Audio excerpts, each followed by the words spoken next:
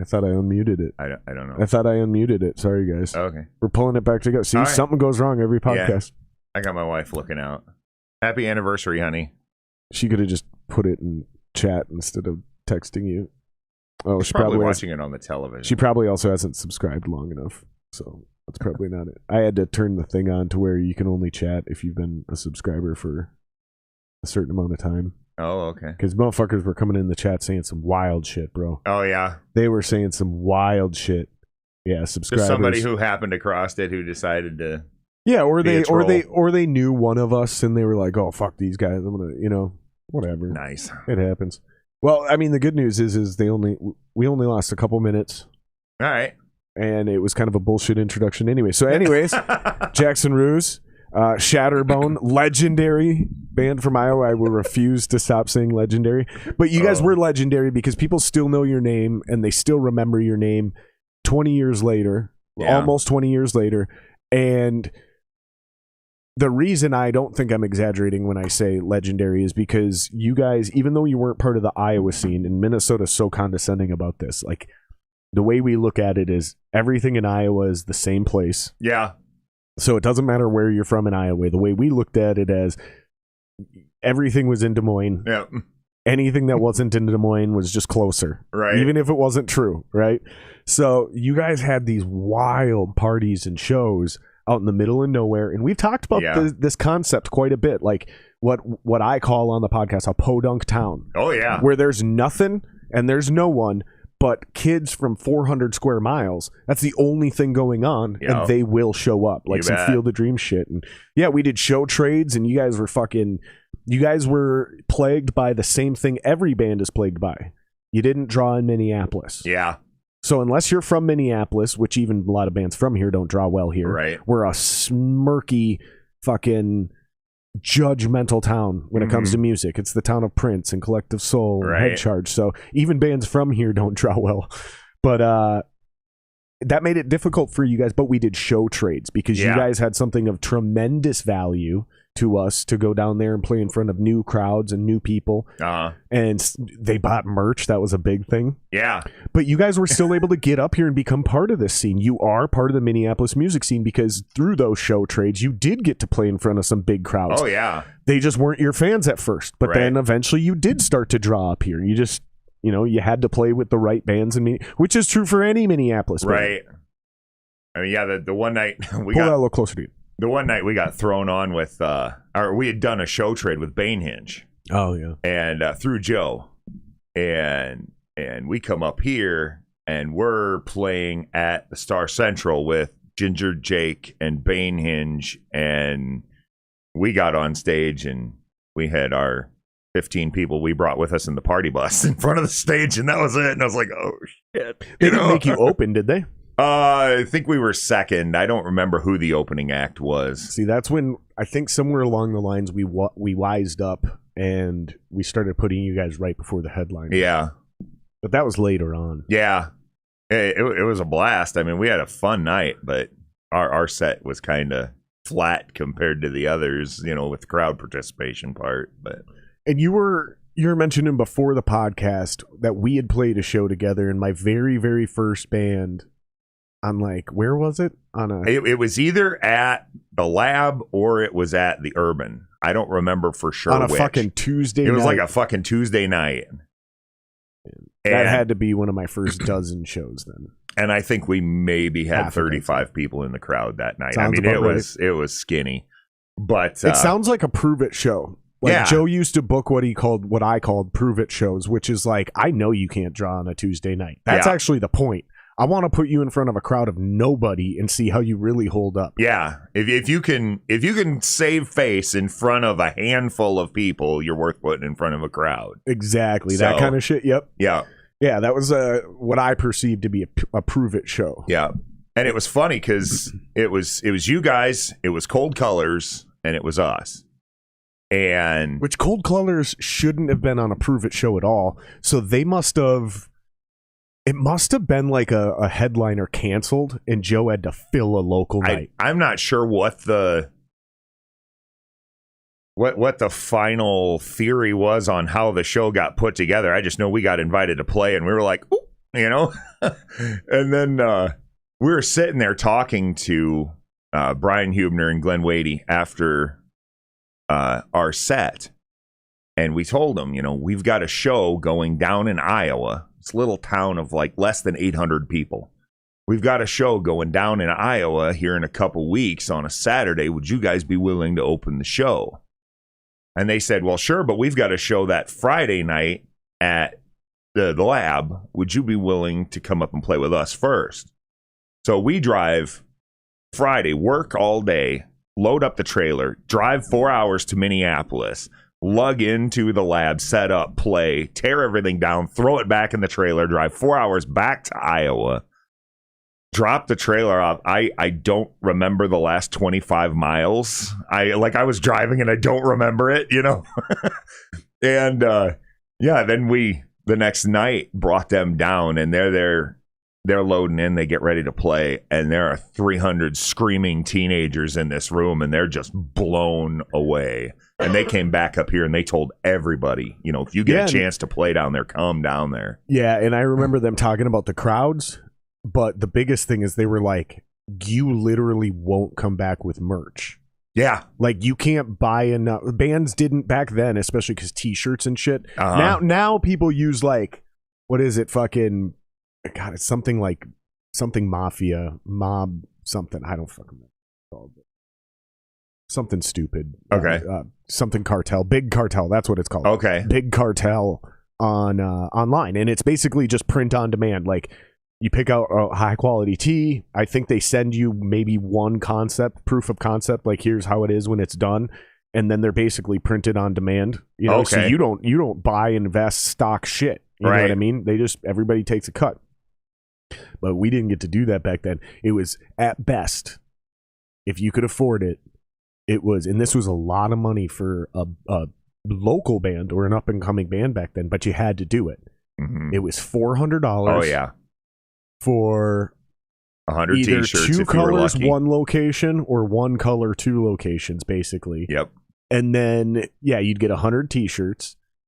You'd always get stuck with too many of one size. Yeah, smalls or mediums, something you couldn't push. Something.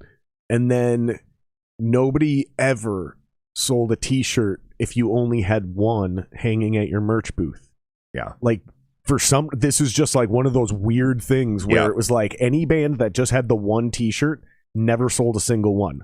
But if you had 2 or 3 or 4 hanging up there, you'd sell all of them. But point being is, from what I was told back then, is like, you can't print enough merch. Right. You'll go down there and literally Cold Colors came down there. We paid them, I don't remember what it was. It was like $200 out of the door.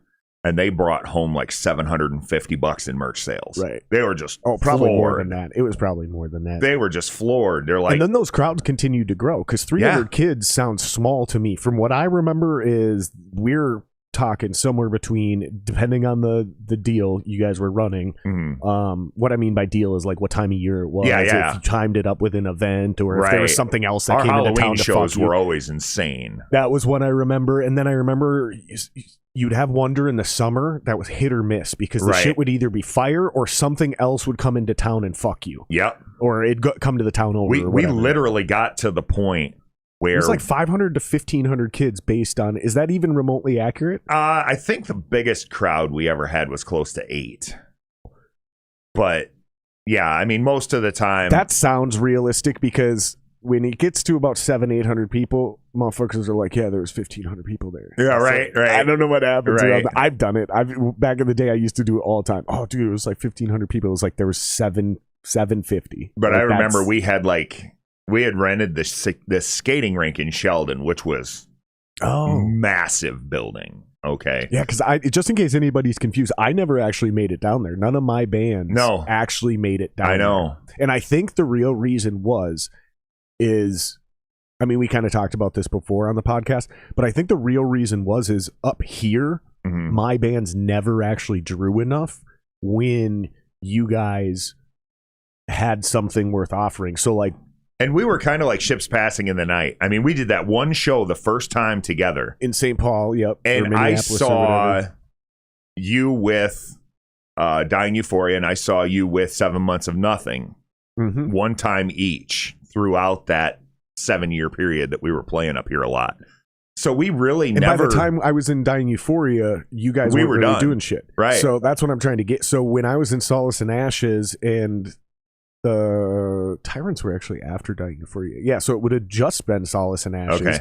But also 7 Months of Nothing. Yeah. Neither one of those bands ever actually drew enough to warrant you coming up here and playing with us, and then you giving us a coveted position down at your place. Yeah, there was always a bigger band in town that got that opportunity to go down to Iowa and play one of your deals. And I mean, we down there, our kids down there, our fan base down there, it sounds so silly to say fan base, but I'm not lying. It blows your freaking mind the first time you're walking through the grocery store on a Friday evening to get groceries, and you see kids walking around in Shatterbone t-shirts coming up and going, "Aren't you in Shatterbone?" And I'm like, yes, it's so cool. But, yeah, we started bringing like 13th Step down there and Banehinge down there and Downside of Truth. And you mentioned Ginger Jake already, right? Ginger Jake never came down there. We wanted to get him down there, but by the time we could, they kind of grew beyond where we were going to be like, sure, this is a selling point, and still probably would have been worth it for him, but I get your point. Like, they were looking at bigger opportunities by then. Right. Seventh Calling, we brought them down there a couple different times. Yeah, because it was basically you brought down the bands that drew the biggest crowds here because it was always a show trade opportunity. So you were able to come up here and play in front of big crowds and try to build a new fan base up here. That's the whole incentive to these things. A lot of people don't really understand the motivation behind what we were trying to do. It was, let's get you in front of a big crowd. Where can we do that? Right. Okay, well, these guys down in Iowa draw huge crowds down there. No one knows about them up here. You draw 500 people. They draw 500 people. It's not the same 500 people. Right. Which is literally the opposite of what most local bands do. I'm already seeing it in the new group, the new kids. Yeah. Right. There's like these little groups where they're all buddies. And so there's some version of the same lineup every time one of these bands play. It's like, and it's the same faces in the crowd every time. Exactly, because you're all just starting to pander to the same 500 fans. We gotta get outside of that bubble, and that's what you guys brought to that in a very valuable way. And I've tried to tell people for a long time, some of the best shows I played were not the biggest crowd I played. They were those style shows. There was a town called Milltown, Wisconsin that did almost the exact same thing in an old pizza joint. It was actually an old theater. Oh, okay. Like a super old theater where like it had like a pit, right? And then the stage way up, like an 8-foot stage from the bottom of the pit. Yeah. And then it got bought out. Some dude turned it into a pizza joint and then would throw shows. And it was the exact same thing, man. You drive down Main Street, there was 8 buildings in town, period. It was like, and 3 of them were bars. Yeah. And one of them was this pizza shack. Other than that, it was a gas station, a post office, and I don't remember, maybe a general store. Yeah. I think so. I think there was a general store. But and that was a hardware store or something like that. And that was kind of like Marcus, There'd be 500 to 800 kids packed in that thing by the end of the night. I mean, towns like Marcus and stuff like that down in Iowa, it's like they had a name because they had an elevator on the tracks. I mean, we're a farming town, farming state. That was really what made towns, is if you have tracks going through and you have an elevator, but yeah, most of the people living there didn't need a whole lot. There's a general store and a couple of bars and a bowling alley and a community center. Yeah, this place didn't even have that, but it's still the same vibe. And some of those towns were the best to play in because there's nothing for 400 square miles. Yep. So literally, or a radius of 200 miles, depending on how you want to think about it. So you'd get every kid from, and it was just amazing. And this was before the internet. So that's what blew our mind, is how do you guys spread the word? We used to be insane. I mean, my drummer, okay, I say my drummer, he's going to be mad at me for that. But our drummer, he was head of the street team. Okay, he was a supervisor at one of the production facilities. Why is he going to be mad at that? Just is that because you're his singer? Yeah, right. is it like whose band is it? A little bit, but no. he was the supervisor at a production facility down there, and when it would come time, we would literally print 2 reams of flyers, and we would give some to this person and some to this person, and we'd take What's a a big ream? chunk, 500 pages. Okay. Yep. And we'd print up these full page flyers, and we'd give a stack, like a full page. yeah, and we give a stack to every person, and everybody would go to a different town. Color or black and white? Well, it was black print, but usually it was on a colored paper. Smart. Yeah. And we'd go to every high school and wallpaper the windshields of every car in the parking lot during school hours. No shit. So the kids would get out of school and they'd see all these flyers. And I mean, down there, you got 2 choices. You find an empty gravel road with your girlfriend, or you find an empty cornfield where someone can get their hands on beer. And that's what you did on Saturday nights. So it was like, yeah, hey, there's something to go do besides get drunk or screw, So half those kids were probably lit. Right. Half those kids were smoking weed. Well, it was crazy in the parking lot because we had an open bar, but we never really had a problem with kids drinking at the show. But half of them walked in smelling like the bar before they got there, Drinking laws were different down there too. Well, I mean, typically down there, it's like if the cop caught you, he'd take your beer away. And, if I tell your parents, they're going to have your ass, go home instead of arrest you and throw you in jail. Pretty strict drunk driving laws down there, right? Oh, yeah. Yeah. Because booze cruising's a big thing down there. You get on a gravel road and, yeah. So. But do you have to be 21 to drink down there? Yeah. See, Wisconsin, you can be a minor, and as long as you're with, I think it's just an adult above 21, but it might have to be your parents. Okay. But you don't actually have to be 21 to drink. There's ways around it still to this day in Wisconsin. But, dude, they do not fuck around with speeding. They don't fuck around with traffic violations. There's times I got to teach in Wisconsin, too. And it's like as soon as I-90, from Minnesota over into Wisconsin, it's like, boy, you set it right where it has to be and leave it there. I don't know if they target people with out-of-state plates, but, like, you go 1 mile over the speed limit, you're getting pulled over. No kidding. You're getting a ticket. Like I said, I don't know if it's targeting because we're out of state, but they don't fuck around in Wisconsin. It's like the Wild West, but at the same time, they are very strict on rules, man. It's a horrible place. I fucking hate Wisconsin so much, dude. They got good cheese. Yeah. You're a big football fan. I had Ezra Tuaolo on. He was drafted by the Packers and then played for the Vikings for a long time. He actually was on that Falcons team that beat the Vikes in '98. Oh. So he's got an NFC championship ring, rubbed it in my face, fucker. But no, I love him. He's a great guy. He's an old friend. We're not super tight, but we're friends. Like, okay. We're friendly. We're more than friendly. Yeah, he was giving me shit because I was like, no, dude, you don't understand. I hate Wisconsin. I hate the Packers. And he's like, hate in any form is wrong, Jared. And I was like, come on, man. You got to give me a pass on this one, bro. Like, I don't think you understand what it's like. Right. He totally understands what it's like, dude. He came from Hawaii to Green Bay to Minneapolis. Like, hate's not a strong enough word for how I feel about the Chiefs or the Broncos. So I understand. So how did you become a Raiders fan? It's funny because my dad was a football fan, but he was always... Pull that mic back closer to you. Okay. My dad was a football fan, but he was always very much a fan of the Midwestern teams. He didn't really have like a team, He liked the Vikings. He liked the Chiefs. He liked the Bears when they weren't playing the Vikings, that kind of thing. But he would root for the Chiefs, and the Raiders were always the bad guys, I kind of dug that, so I'd root for the Raiders just to bust his chops and stuff. But, I remember the 83 team, Howie Long and Lyle Alzado. I was just freaking enamored with those two. Just they won the Super Bowl monsters. that year. Yeah. And they were just beasts. They beat don't tell me they beat, I know this. They beat the Cowboys? No, they beat, hold on, 83.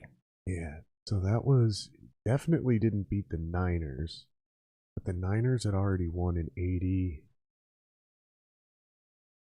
Or maybe it was 80. We beat 3 teams. You've beaten the Vikings. Yeah. You've beaten the Cowboys. Nope, not in the Super Bowl. No shit. Redskins and Eagles. Oh, well then it had to be the Redskins. Yeah. Because the Eagles have only been to 3 total. So, and then we've lost. Redskins. Oh yeah, so that was the beginning of the Joe Gibbs, the Hogs. Yep. That's crazy. They won it in 83. Yep. And then they won it again in 93 here in Minnesota. They beat the Bills. Yeah. They lost it in 83, sorry. They were in the Super Bowl and lost in 83, but then they came back a couple times, won a few Super Bowls, I think. 4? You're talking about the Redskins here? Yeah. I don't know. That'd be a question. Because the Raiders were the opposite. The Raiders won every Super Bowl they were in. Well, we lost the very first one against the Packers. We played the Packers. And then we won 76, 80, and 83. So you were in Super Bowl 1 against Super Bowl 2. The first Super Bowl we were in, I'm sorry. Okay. And then we won 76, 80, and 83. And then we lost in 2002, 2003, right. 2002 season. Yeah. To our own frickin' head coach. That was terrible. I still tell guys, it's like watching that game, I was furious because it literally was like watching The Waterboy. Wasn't it where Coach Callahan? Beau's standing on the other side of the field with the playbook laughing, that's literally what we had because we let Gruden go and promoted our offensive coordinator to head coach, and he just held on to the same playbook. Wasn't it Bill O'Callahan? Bill Callahan, Bill Callahan, not O'Callahan. Yeah, right. Bill Callahan. Using Gruden's playbook, and Gruden standing on the other side of the field running the Buccaneers. Mm-hmm. It was like the Waterboy. It was so freaking embarrassing. And Al Davis traded John Gruden to the Bucs. Because we didn't make the Super Bowl because of the stinking Tuck rule. And yeah. Which is hilarious because that wasn't even the AFC Championship game. No, it wasn't. It was one game before it. It's like, dude, what do you do? I know. Al was a bad owner towards the end. He was a great owner for a long time. He was great for a long time. He won one of those Super Bowls as head coach, didn't he? No, that was the first one that we were in that he lost it. But he was so pivotal to the AFL and the merger. He was the commissioner of the AFL, and then he's the one who pretty much engineered the union. But when he wanted to move the team to Los Angeles, and the league did not want to allow it, and he pretty much told the league they could take what they wanted to allow and stick it, and moved them anyway, and got fined and all that, and he didn't care. And after that, we have just been on the league's, number 1 on the league shit list ever since then. So.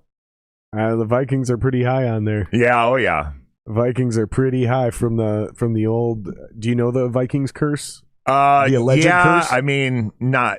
I don't follow the Vikings as closely, but I've heard my dad talk about it. The bottle? Yeah. The bottle from the stands? Right. NFC Championship game, fucking somebody threw a bottle from the stands, knocked out a ref. Yep.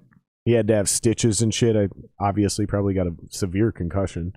And Vikes have never been to another Super Bowl since. Yeah. Never even been to a Super Bowl. 4 losses and then never return. God, that sucks. Better than the Bills. Yeah. Bills went 4 in a row. Yeah, Lost them all. No kidding. Then never went back to the playoffs until last year.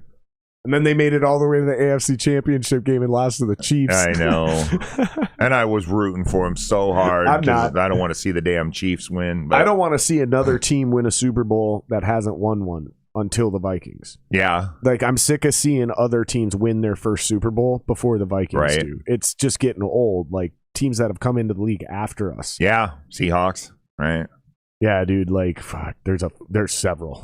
Like, it used to be this thing where only like 12 franchises had ever won the Super Bowl. Yep. Now it's like, which was less than half the league. Right. And it was that way and then it was like, okay, 16, which is barely over half. Right. Because there was only 30 teams for a long time. And then it was like 18, but now there's 32 teams. So still just barely. Now it's not. Now it's like 24 or 25 teams or something like that have won the Super Bowl. And it's like, is it that high? Yeah, there's only really? only a list of like 8 or something like that, or 8. Cardinals haven't, Lions haven't, The Vikings. Vikings haven't. The Bills haven't. You're going to struggle real fast. Yeah. That's what I'm saying. It gets muddy really fucking quick. Jacksonville, Carolina. Right. Like, there's some of them like Jacksonville and Carolina that did. And Houston. More recently. That's it. Well, didn't Carolina win one with Cam Newton? They've been to 2. But they didn't win. They've lost both. Okay. Yeah. They lost to the 2 greatest quarterbacks of all time.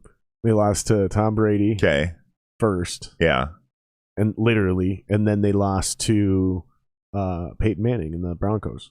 Oh, yeah, well. That's when Cam Newton didn't I have such a hard time with that claim, though. I mean, I think Peyton Manning was phenomenally great. Second greatest quarterback of all time. But he was a burning dumpster fire in Denver. He was not good at that last year. The last year, true. But he was broken. Right, and that's what I'm saying is I was still getting into that and with that's Denver the year fans. They won the Super Bowl. It's like, yeah, you guys won with 16 points. You didn't have a touchdown. You know that, right? It's like it was enough. You know, the crazy part is that they lost the Super Bowl 2 years before that, right, to Seattle, and that's the year they fucking. And I thought it was just disgusting that Peyton couldn't play. They put Osweiler in. Yeah, and Osweiler got him all the way through the playoffs to the Super Bowl, and then they were like, oh, we're going to bench you and we're going to play Peyton. I don't think it's like, that... Dude, that kind of sucked. Dude, I don't think... I feel you, and I understand why it looks like that, but I feel like it was kind of the other way around. Like, Osweiler was such a bum that defense got him to the Super Bowl in spite of Osweiler. Oh, yeah. Well, the defense won the Super Bowl in spite of Peyton Manning, too. Well, I don't think... Because he didn't even turn the ball over, did he? No, but he never had a touchdown either. Right. He didn't throw a single touchdown. All he had to do was just not be... Yeah, not be bad. Like, it wasn't they won the Super Bowl in spite of Peyton Manning. He just didn't have to give the defense anything to play against. Whereas Brock Osweiler literally probably would have been turning it over. And yes, and it was bad. It was getting really bad, dude. And you guys got to like really think about how bad it had to be to put an 80-year-old Peyton Manning. Like, that's how bad Brock Osweiler was playing. Like, he literally would have lost because they actually brought Peyton back for a couple games at the end of the regular season too. Because just to even get in the playoffs. Right. And then they were like, oh, and I think that was kind of their strategy all along. Like, we need to save Peyton for the Super Bowl because we know we can get there with Brock. Yeah. That was the vibe I kind of got. And so that almost like an elite running back, they were like saving him for the playoffs. Like, I don't know, but that's just how I see it. I'm probably wrong. I don't know. I just thought they kind of did him dirty on that one, But, it is what it is. They fucking won anyway. But yeah, so Carolina, Jacksonville, Houston, those are the 3 most recent expansion teams. Yeah. Boom. Okay. Then you've got, you named a couple. Yeah. Cardinals. Arizona, Detroit. Minnesota. So that's the 6, Bills. 7. I think that's it. There might be one more in there. God, yeah, you might be right. You scan through them all. Because basically, AFC East, you've got the Bills. We already said them. Yeah. And then who else is in that division other than Super Bowl winners? You got Miami, Super Bowl 2 times. New York Jets, Super Bowl 1 time. And then obviously the Patriots 6 times. Super Bowl too many damn times. Okay, AFC. Falcons. Okay, so there's 8 teams. Because you go, let's go AFC South first. We already mentioned. The Falcons went a couple times, but they've never won. Correct. Right. Yep. But that's NFC South. Let's go AFC South. So we went AFC East, AFC South would be Jacksonville. We already mentioned them. And then you've got Carolina. They're NFC. They're NFC. Then you got Indianapolis. They won it with Peyton. AFC South is also Houston. We already mentioned them. Yeah. Who's that other AFC? Oh, Tennessee. They've never won a Super Bowl. Is it? Oh, yeah, because Saints are NFC. Okay. So, boom, there's 9 teams. Yeah. Okay, so AFC West. That's the Raiders, the Chiefs, the Broncos, and the Chargers. Chargers have never won it. Okay, so we're up to 10. Okay. I think that's it. Yeah. I think it's 10 teams haven't won the Super Bowl. So it's AFC, 22 have won it. Because AFC North, that's... Seahawks, Cardinals. No. They used to be AFC. Oh, that's right. They're NFC now. I'm sorry. I was thinking the NFC West. AFC North is Baltimore, they've got one. Yep, Steelers. Bengals and Browns. Neither one of them have won one either. Okay, so now we're up to 12 teams. Didn't the Browns win it once? No. Okay. They've won NFL championships, but never a Super Bowl. Okay. Just like the Lions. Right. Okay, so now we're up to 12 teams. So now NFC North, you got Vikes, Packers, Lions, and Bears. They've all won, or except for the Lions, the other three have won one. Oh, the Vikings. But we already mentioned both those teams, right. So we're good there. NFC South. NFC South is Saints, Cowboys. No, Cowboys are NFC East. Oh, that's right. That always screws me up because there's a couple teams that are just way out of their NFC zone. South is Atlanta. We already mentioned them. Yeah. New Panthers. Orleans. Yep.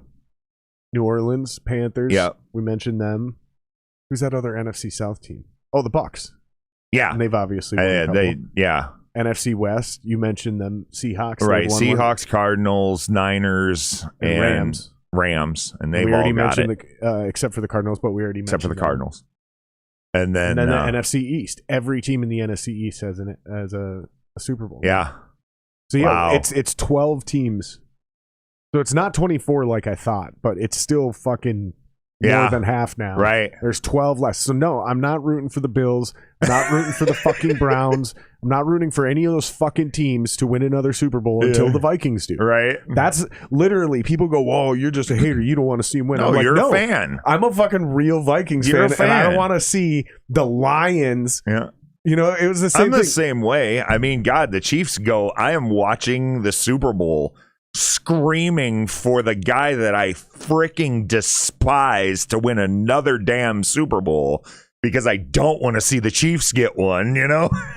So how you feel about your Raiders this year? Oh, I'm pensively optimistic, okay? Because I know they look really good. Last year, we looked pretty good up until week 9, and then now they look really good. Just took a dump. But yeah, our defense is a lot better than they were last year. Our offense is still pretty explosive. Offense has got to clean up some of the stupid mistakes in the first half of games. I think they'll get there, though. You know, it's still early in the season. It was still another COVID off season. Yeah. And nobody's really playing perfect offensive or defensive football. Like even the teams that are 3-0 and winning, I watch a lot of those games. But even watching it's still sloppy football. A lot of sloppy football out there. Some of the sloppy mistakes that, you know, you see Derek Carr make in the past and stuff like that, when he'd start out a game that was just kind of shoddy like that, he'd panic. He'd get nervous. He'd start playing conservative and he'd start making big mistakes. This year, it's like if he starts getting sloppy, like goes over to the sideline, slaps himself around a little bit, goes back out and fixes it. And I like that. That looks great. How old is he now? 34? No, there is no way he's that old. See, he's been in the league 8 years now. No. So, yeah. Really? Yeah. Get the fuck out of here. 32 maybe? Hold on. Hey, Siri. How old is Derek Carr? 30 years old. Okay. So he's been in the league for 8 years. I honestly thought he was 27 or 28. Yeah, I know, because he got drafted 2014. So. Okay. Yeah. Wow. Time flies, man. Yeah, I know. Holy shit. I know. And it's always been kind of a tender spot with some of the fans because it's like, you know, he started out where it was like, okay, he has some fair excuse. Now, first off, we had Dennis Allen, and then we fired Dennis Allen in week 4 because he literally was just mailing it in. And they replaced him with Tony Sperano, who, you know, had some success with the Dolphins with his Wildcat offense the 1 year, and after that, wasn't doing a lot. Yeah. And then, you know, we went and got Jack Del Rio, and Jack Del Rio had a decent season out of the 3 that he was there. And then we had Gruden, who is, you know, taken time to get up to a point where it's like, okay, maybe we're actually going to break over the 500 mark and start winning games. And so some excuses have gone his way, and rightly so, but there's other times that's like, okay, you're making empty excuses now for bad play. And I'm going to defend John Gruden. I feel like I'm the only guy who's going to do it because it reminds me of Bill O'Brien in Houston. It reminds me of Jim Schwartz in Detroit. Okay. there was no culture. Yeah. There was no winning. It was bad. Yeah. And that does not happen like when fucking Matt LaFleur comes in and takes over for the Packers and takes them from a 11-5 team to repeat NFC championship. Stop. Right. It's not the same organizations. Las Vegas was really bad. Yeah. Our last couple of years in Oakland were abysmal. The last 10 years of Al Davis's ownership got every draft pick.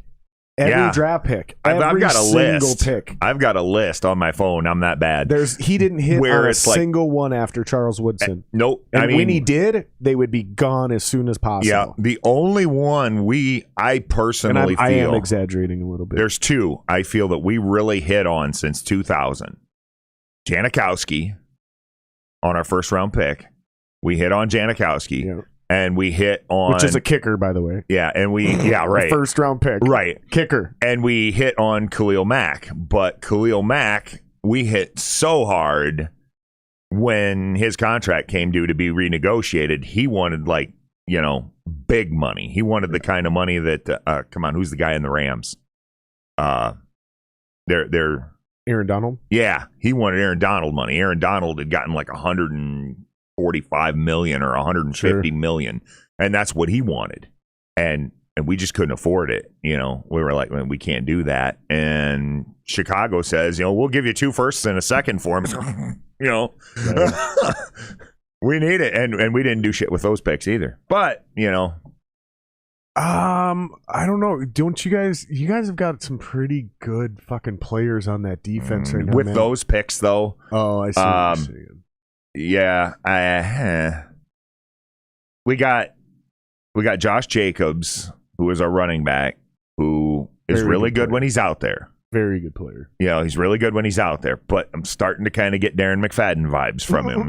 It's like every season he's out for 3 or 4 weeks for injuries. And and then I'm trying to remember who else we got. It was Jonathan Abram, who first year got injured in a season-ending injury in like week 2, missed the whole season. Yeah.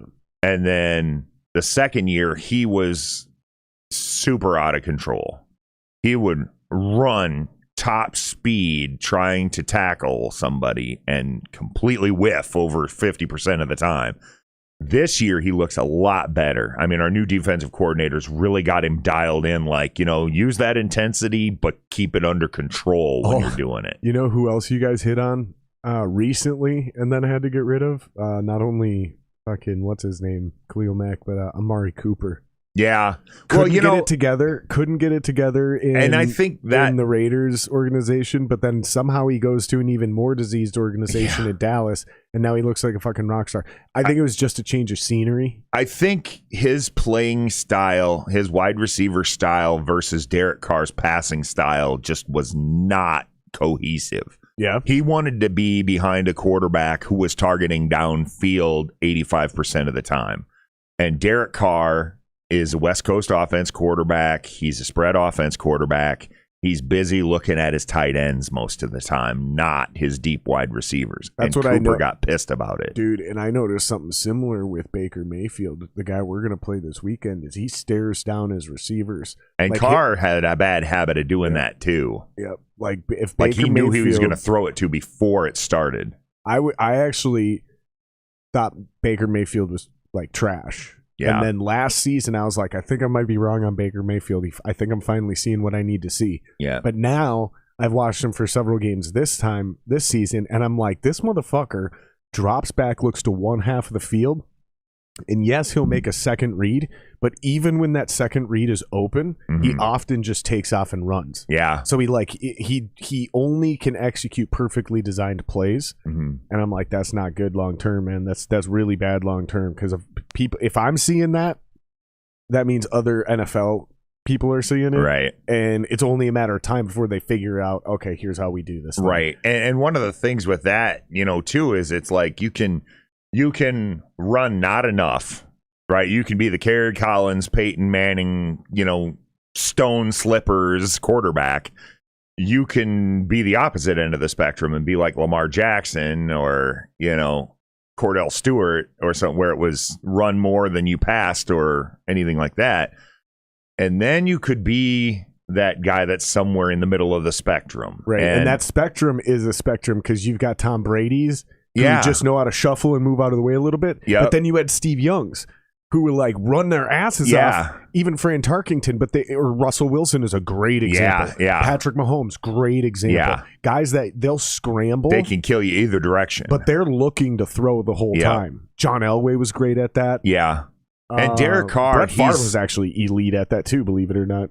Derek Carr was more stone-footed in the beginning, but now I'm starting to see times where, I mean, and he still misses it at Dips times. His shoulder, but I've seen times now where he'll feel pressure and he'll break for, at least getting it 1 or 2 yards gain rather than just curl up in a little ball and get hit, Yeah, and that's like the new sack.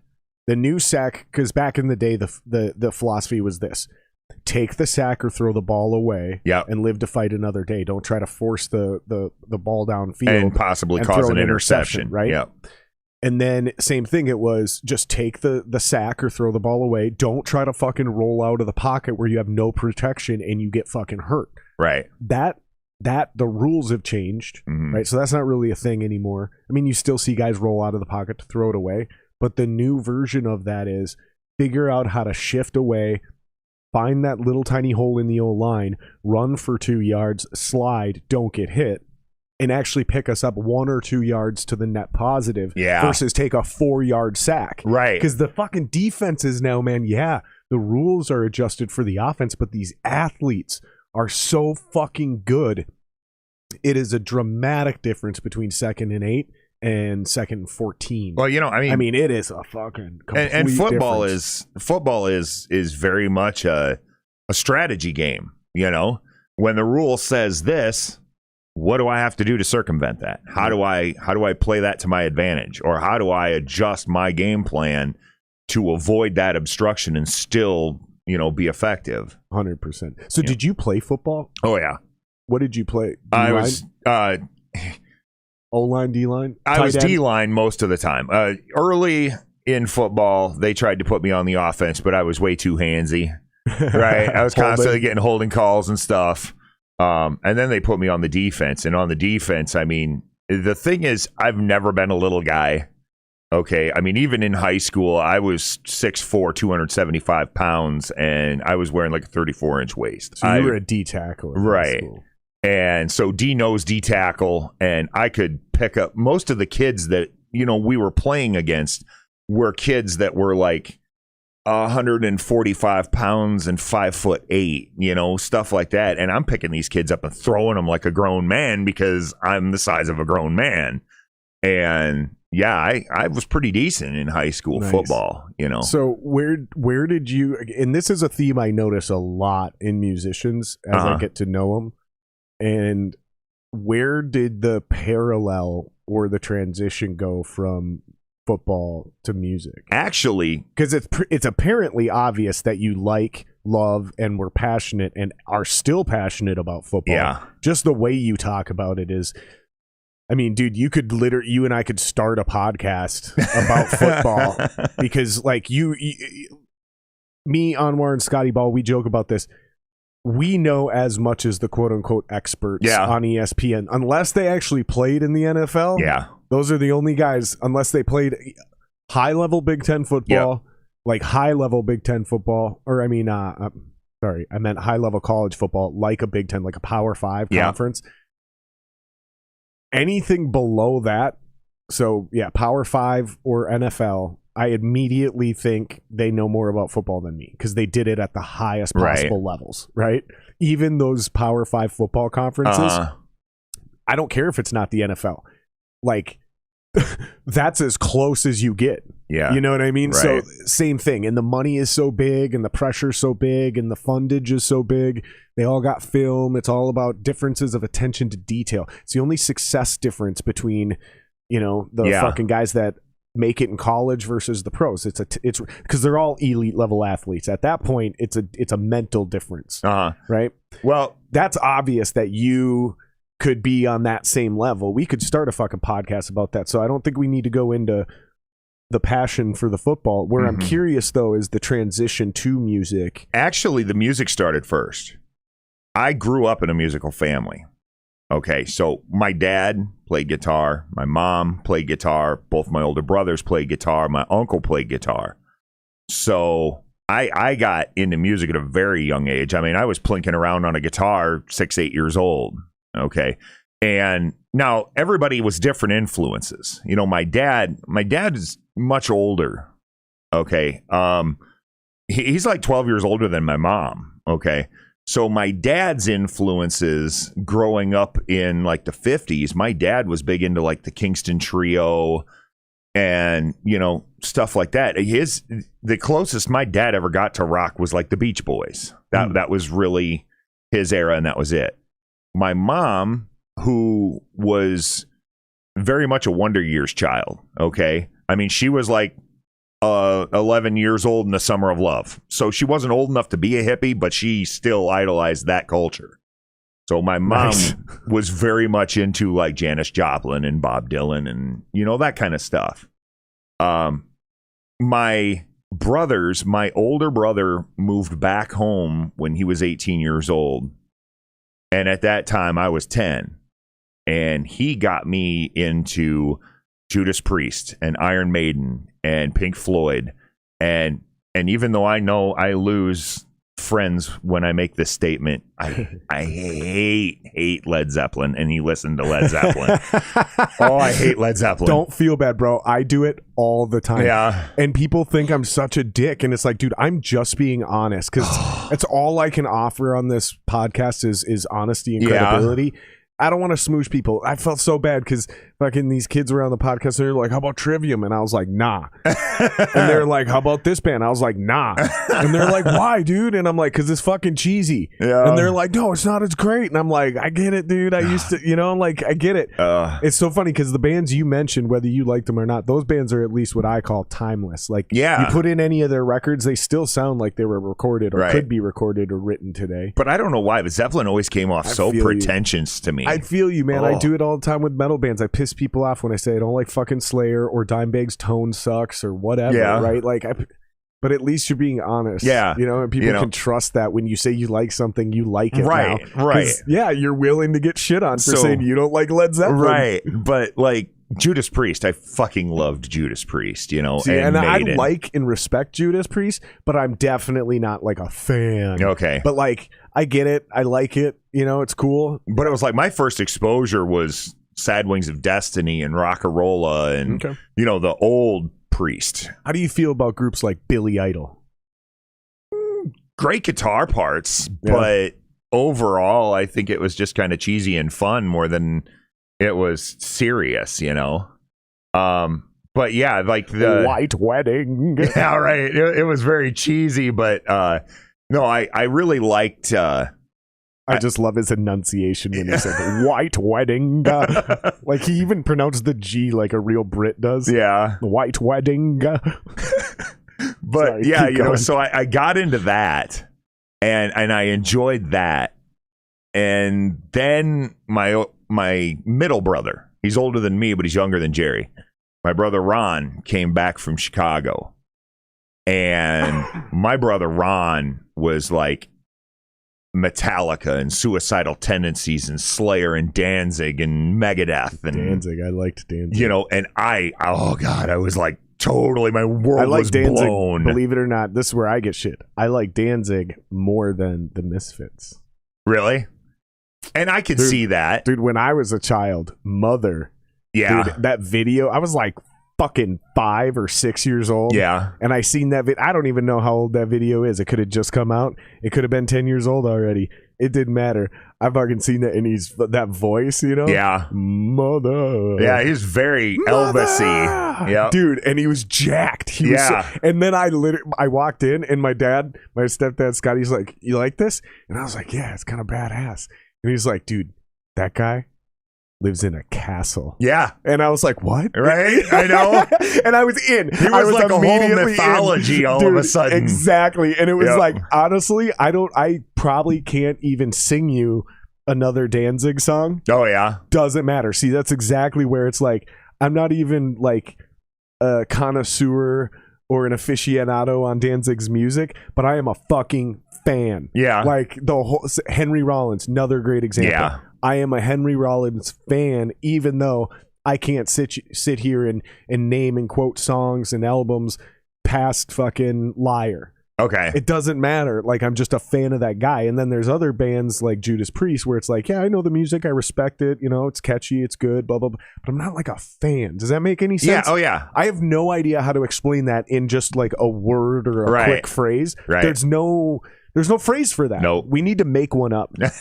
Where it's like you do have respect or whatever, but there's a big difference between those two things. Same thing with like fucking a moderationado instead of an aficionado. I don't know. Like, they're all right, you know. But anyway, I like them. You know, so and then my brother Jerry, you know, he would buy tapes, and then if he didn't like it all that much, he'd sell it to me so he had money for smokes. Yeah. You know. So like he sold me Kiss Destroyer and Motley Crue, Girls, and I was a huge Motley Crue fan when I was a kid. I loved metal, but I was also big into the glam scene. I never looked like it, but I mean, you know, I like Poison and I like Motley Crue and I like Dokken and, you know, okay. And then the people know I love that shit now. Okay. And if they've listened to the podcast enough, they should know I liked it as a child. Uh-huh. And then I grew out of it and thought it was cheesy. Yeah, and it is cheesy, but it was all right. Hated it. And then all of a sudden, somewhere between 25 and 30 years old,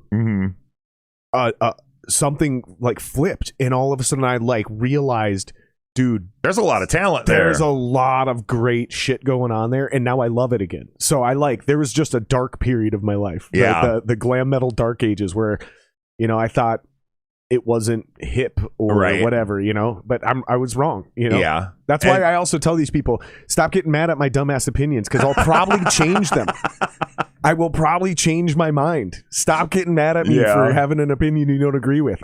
Give me time. I will probably change it.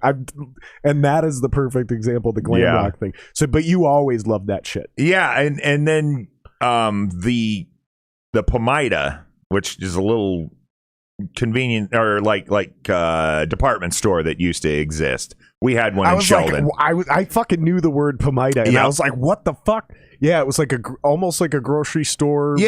Meets like a. It was like what Walmart was before Walmart was, you know, type like a thing. Grocery store meets Walgreens, right? Kind of. And they had a music section, right, where they had tapes and CDs and stuff, and you know, of course, I was before CDs, but you'd go in there and they'd have like the $3 bin, and they'd have those compilation cassettes, right? Like Thrash Metal Masters and stuff like that, right? And my buddies and I would go down there and we'd pick up like 2 or 3 of them. And that's where I started hearing bands like Anthrax and more into Slayer and Sabotage and, you know, bands that I hadn't heard before. But you were still pretty young at this point. Yeah. And I absolutely fell head over heels in love with Anthrax. I really did. Anthrax is what was it that drew you to them? I don't know. They were fun. You know, Slayer was like, we're scary, you know, and Metallica was pretty serious. And Megadeth was then. Very political. Yep. Metallica was very serious. Yeah. Somber. Right. And Anthrax was fun. They were like skater punks that were metalheads too, you know. Gotcha. And I dug it. I got a kick out of it. And makes sense. I became a big Anthrax fan. And Scott Ian is just fucking cool. Yeah, well, he was a dick when I met him, but I mean, was he? Oh yeah. His vibe on as a celebrity seems cool. No, though. we were up here. What when you met him, why was he dick? We were up here. In Minneapolis. Yeah, we made Shatterbone was up here. Actually, this is when Shatterbone was still in its infancy. We weren't even a full band yet. Okay. But my drummer and I, here we go again, my drummer. But anyway, we were up here and we hung out with Seventh Calling a lot. What had initially happened was there was a sound guy in Sioux Falls who was sound guy for one of the biggest rock bars in Sioux Falls at the time. It was called Mulligan's. And I vaguely remember that name of the bar. And we were going to be Seventh Calling was going to be coming down from Minneapolis. They were doing like a tour out through Denver and back up. Yep, a loop. Yeah. Yep. And the sound guy says to us, we were doing a show like 2 weeks before, and he says, I have no one else in the scene that's heavy enough to open for these guys. Would you guys be interested in doing it? Seventh Calling. Yeah. And at this time, this is the band before Shatterbone. Mm-hmm. And I was like, hell yeah, we'll do it. So we play the show with Seventh Calling, and Seventh Calling loves us. We get done. They're like, come back to the hotel with us. And they were partiers. Yep. I mean, this was rock star hotel room party level shit. The singer, didn't he wear a cowboy hat? No, he had a shaved head with like long braids in the back of his head, and he had tattoos on the sides of his head, and he had a guitar that looked like a great big dagger type thing. And it was Lance Lang was the lead singer, guitar player. Darren Thomas was the drummer. Chris Bergstrom was lead guitar, and Rick Stallkamp was a bass player at the time. Okay, and so we go there and we party with them, and next thing you know, they're like, you guys got to come up to Minneapolis. It's like, we throw parties 10 times this big at our practice place.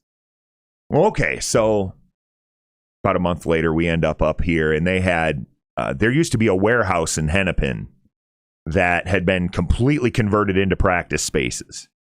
Stage of practice there, Seventh Calling practice there. There are several other bands that practice there.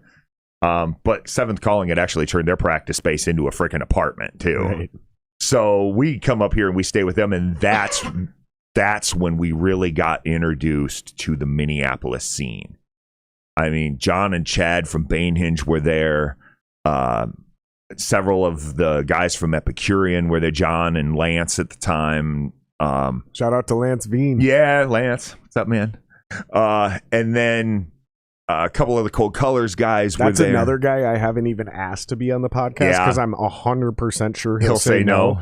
But he would be a great podcast. Oh, yeah, he would. He'd be a blast to sit and interview. But especially because he's such a huge sports fan. So even if we don't want to talk about old music scene shit, we could just literally bullshit about sports. Right. And he knows so much more. That's kind of like with Glenn, too. Glenn's big on sports and baseball stuff, too. Specifically, though. It was specifically baseball, which is cool because as much as I know about baseball, like the technical aspects of the game, I don't keep up with the league. Right. So it was like, oh, this is cool because he can fucking teach me or just talk to me about this, and I can literally just ask probing questions. Same thing with Lance on basketball. Yeah. Like, I don't know shit about basketball compared to Lance.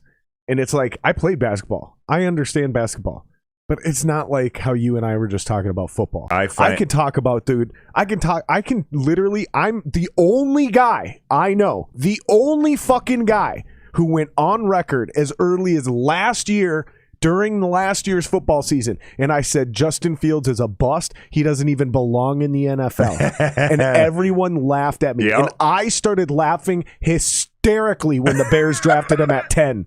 I was or 12 or whatever the fuck it was. That poor kid looked horrible. Dude, he is a straight up bust. And I'm telling you right now, I'll say it again. Trey Lance, bust. Fucking, who's the kid out in San Francisco they drafted? Or is that Trey Lance? Yeah, that's Trey Lance. That's Trey Lance, yeah. Yeah, bust. Who's the kid that ended up in fucking Philly? Jacksonville? No, Philly. Bust. Jalen Hurts? Yeah. Bust. There you go. Jordan Love? Green Bay Packers? Yeah. Bust. The only 3 quarterbacks that came out of this year's draft that are even going to be good, because I think Jalen Hurts was actually from last year's draft, but yeah. This year's 3 quarterbacks that are actually going to be good in the long run, and I don't really give a shit how. Oh, also Kellen Mond, probably a bust. Our own guy. It's not like I'm sitting here talking shit just for Trask. Okay. Sitting behind Brady. Yeah. Mac Jones, long term with Bill, going to be great. Okay. Bill and Josh, going to be great long term. And Trevor Lawrence is the real fucking deal. Do not fucking doubt Trevor Lawrence. Trevor Lawrence is very much in the Peyton Manning shoes right now. You look at Peyton Manning's first year. Didn't win the national championship. Oh, my God. Yep. His first year, he looked atrocious in the NFL. But it was because of his supporting cast. Yeah. He's got more of a Eli Manning personality now. So he's not the same fiery person. He's really chill, and a lot of people don't like that. But I'm telling you, man, I watched a lot. And what I'm getting at here is I can break down football. It's the tiny little things, like the way a quarterback moves his shoulder under pressure, their footwork, the way they do certain things, the way I see the game. Like the reason I called Justin Fields a bust last year and have never gotten off that horse, and I'm super fucking happy I'm proving it right already, is because I saw him only making big plays to wide open receivers that were schemed open by the actual play that was called.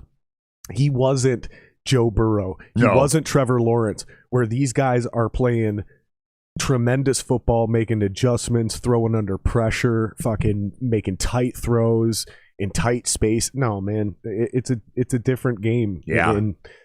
And you see it, you hear it all the time, but to figure out how to break that down, it's like, I can only do that in this sport. I know baseball, I know basketball, I know hockey, but I can't have a real... I can't analyze hockey. I can just tell you it's a riot sitting there watching it. For real, dude. Like, I could hold a conversation with a baseball player about the game, but not like breaking down players or up and coming draft picks. Like, if they're like, this dude's going to be good, I'm going to be like, oh yeah, why? Yeah. And it's not going to be because I need him to talk. It's going to be because I have no idea how to agree with him. Explain to me. I don't know. Yeah, I don't know how to agree or disagree. And I'm the same way with you with squeaky shoe round ball. I can't watch basketball. Squeaky shoe round ball. That's what I call it, because that's exactly what it is. It's 60 minutes of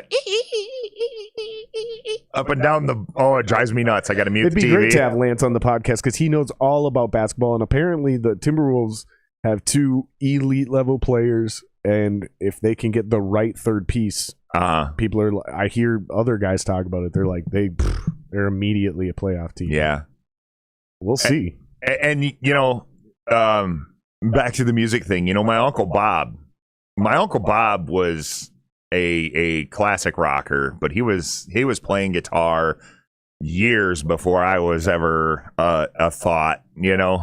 And so when I come up, start showing more interest in stuff, my Uncle Bob starts coming over to the house, and he brings like an Earth half stack and a BC Rich Mockingbird guitar, and he says, here, start learning how to play.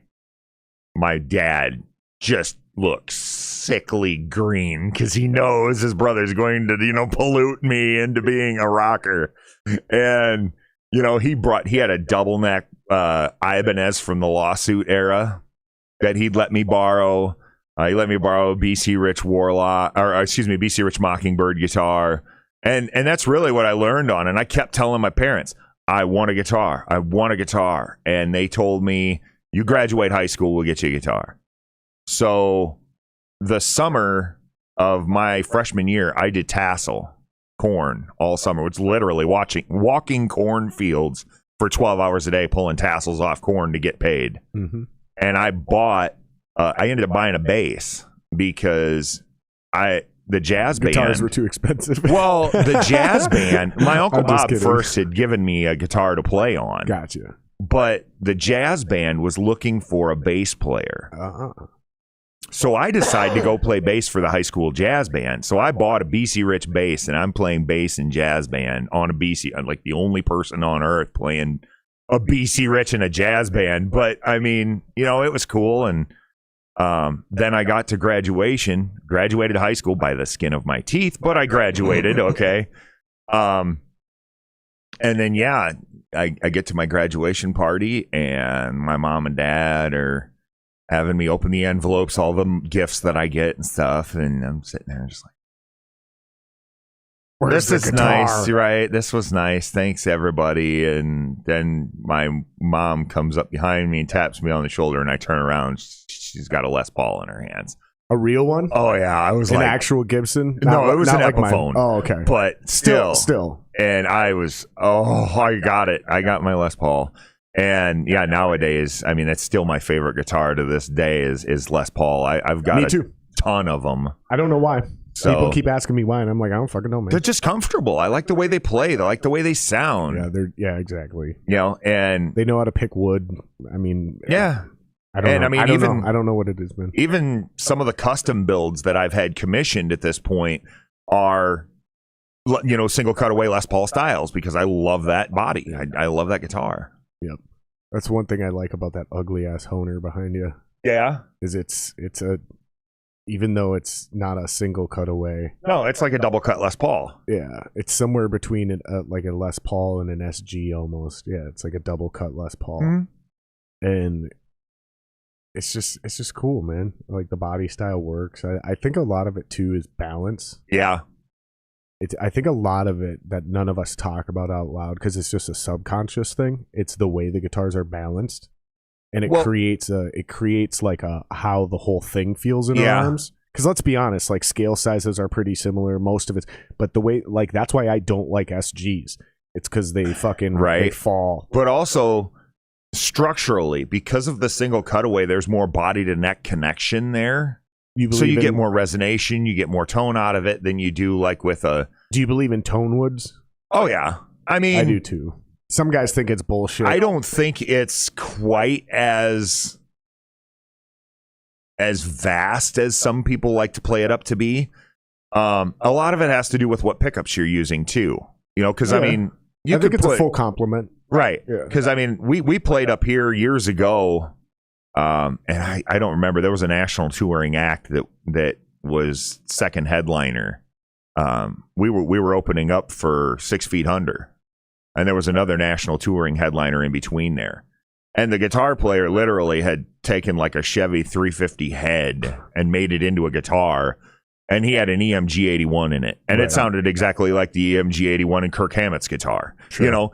Because EMGs are actives, and actives really don't get affected a whole lot by tone woods and stuff. Correct. But as soon as you start using passive pickups, it really does complement differently. Right. Yeah. Yeah, and you can definitely change the sound of the guitar more dramatically with different pickups. Oh, yeah. Clearly, obviously. But the way we used to test it is Guitar Center had these, basically they looked like road cabs. They had carpet on them and shit. Everybody's been to Guitar Center. The counters, right? Not the accessories where it was all glass. Right. But like the guitar counters and shit. But they weren't completely hollow. They had some structure to them, but they were basically open on our side with like shelves and shit. But they resonated like a cabinet because that's what they are, right? And so we would just take the guitars and set them butt down, and you would just strum some chords or jam some shit out, and you could genuinely hear the difference in the tone woods. Yep. Like, here's the same guitar, same manufacturer, everything's the same except the wood. You bet. Right? And then you do it back and forth, and you're like, holy shit, even if you had more than one model. And it's like, no. And I agree, the passive pickups, that's as soon as you start putting things through an amp. Yep. Right? But then the amp is also dramatically coloring that tone. So I agree with you 100%. Once we start amplifying guitars, especially with active pickups, the tone woods pretty much irrelevant. Right. But if you pair the right tone woods with the right pickups, you can achieve a very specific tone. Absolutely. That you can't, and that's where the whole idea of tone woods come from, is no matter what you put in here, this is the guitar sound. Yeah. Everything else is coloring that tone along the way. Pickups to fucking amps to pedals, everything, right? Yep. And I've got it in my own guitars too, where I've got, you know, I fell in love with Duncan distortions. Okay. At some point in life, it became necessary to build my own sound, you know, rather than just buying a guitar and plugging it in and having it sound like whatever it did. I kind of wanted to engineer my own sound. And that was during the Shatterbone years. And so I started doing things like, okay, I like this pickup model and I like, you know, this body style and stuff, but I'd take those pickups and try and put them into something else. A different guitar I had, like I have a Jackson Kelly with an alder body and a maple neck, and I'd put it in that guitar versus Les Paul single cutaway style that was mahogany with mahogany neck, and it definitely sounded brighter and sharper on the Jackson than it did, you know, the other. Yep. And so yeah, those tone woods will still come through and stuff. I don't think it's overrated. I do think it matters. Yeah. And if you look at some of the cheap garbage BC Riches that were being churned out in the late 90s and early 2000s, they're like Bronze series, which were pretty much, you know, bass wood, which is like the engineered mahogany equivalent of lumber that was built for furniture grade or grown for furniture grade building. Mm-hmm. Yeah, I mean, you put different pickups in it, and you can only polish a turd so shiny, right? Right. Yeah. And I think guys do get too caught up in it. I think the biggest thing, I think what's way more important is how many pieces of wood are in the guitar. Right. Well, and how good the joints are when they make it. Like a true neck through. Yeah. A true neck through is always going to be superior to even a dovetail down to a bolt-on. A bolt-on is always going to be your least successful. But if it's done right, right, like a Fender, right? Yeah, well, I mean, if the pocket is properly, routed and the neck is routed to match that pocket. What I had a guy who's a luthier who's a good friend of mine. His name's Mike Dresch. Shout out to Mike if he's watching. But anyway, what he did, I got a guitar from Warmouth. I had a custom build from Warmouth made. And he pressed the neck into the body. And he picks it, doesn't put the bolts in it yet, picks it up. And I'm just like, nervous because, this is an expensive body that I had built. And he holds it up and he says, if it can't do this, it's not a good neck joint. It's going to lose tone.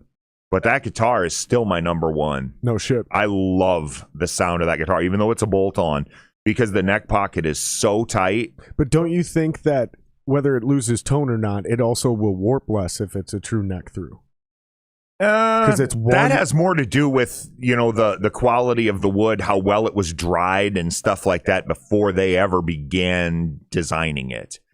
A good builder will always make sure that they check moisture content on the lumber before they begin their project. If there's too much water in the wood yet or too much moisture in the wood yet, over time as it dries out, it's going to start to twist, it's going to start to warp, things like that are going to start to happen. Yeah, I think that's why a lot of guys started shifting to like the laminates. Yeah. Where you start seeing like it's 3 different kinds of wood. Yeah.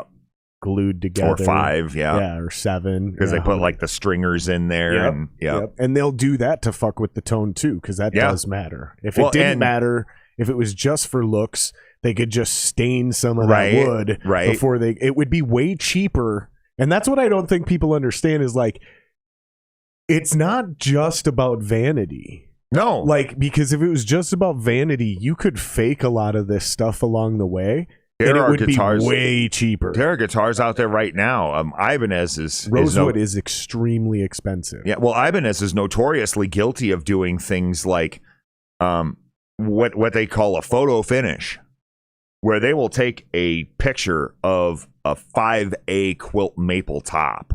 And they'll print it and they'll laminate it onto a maple body. And it looks gorgeous. And yet they're selling that guitar for $600. That top costs $600 if that's an actual maple cap. Right.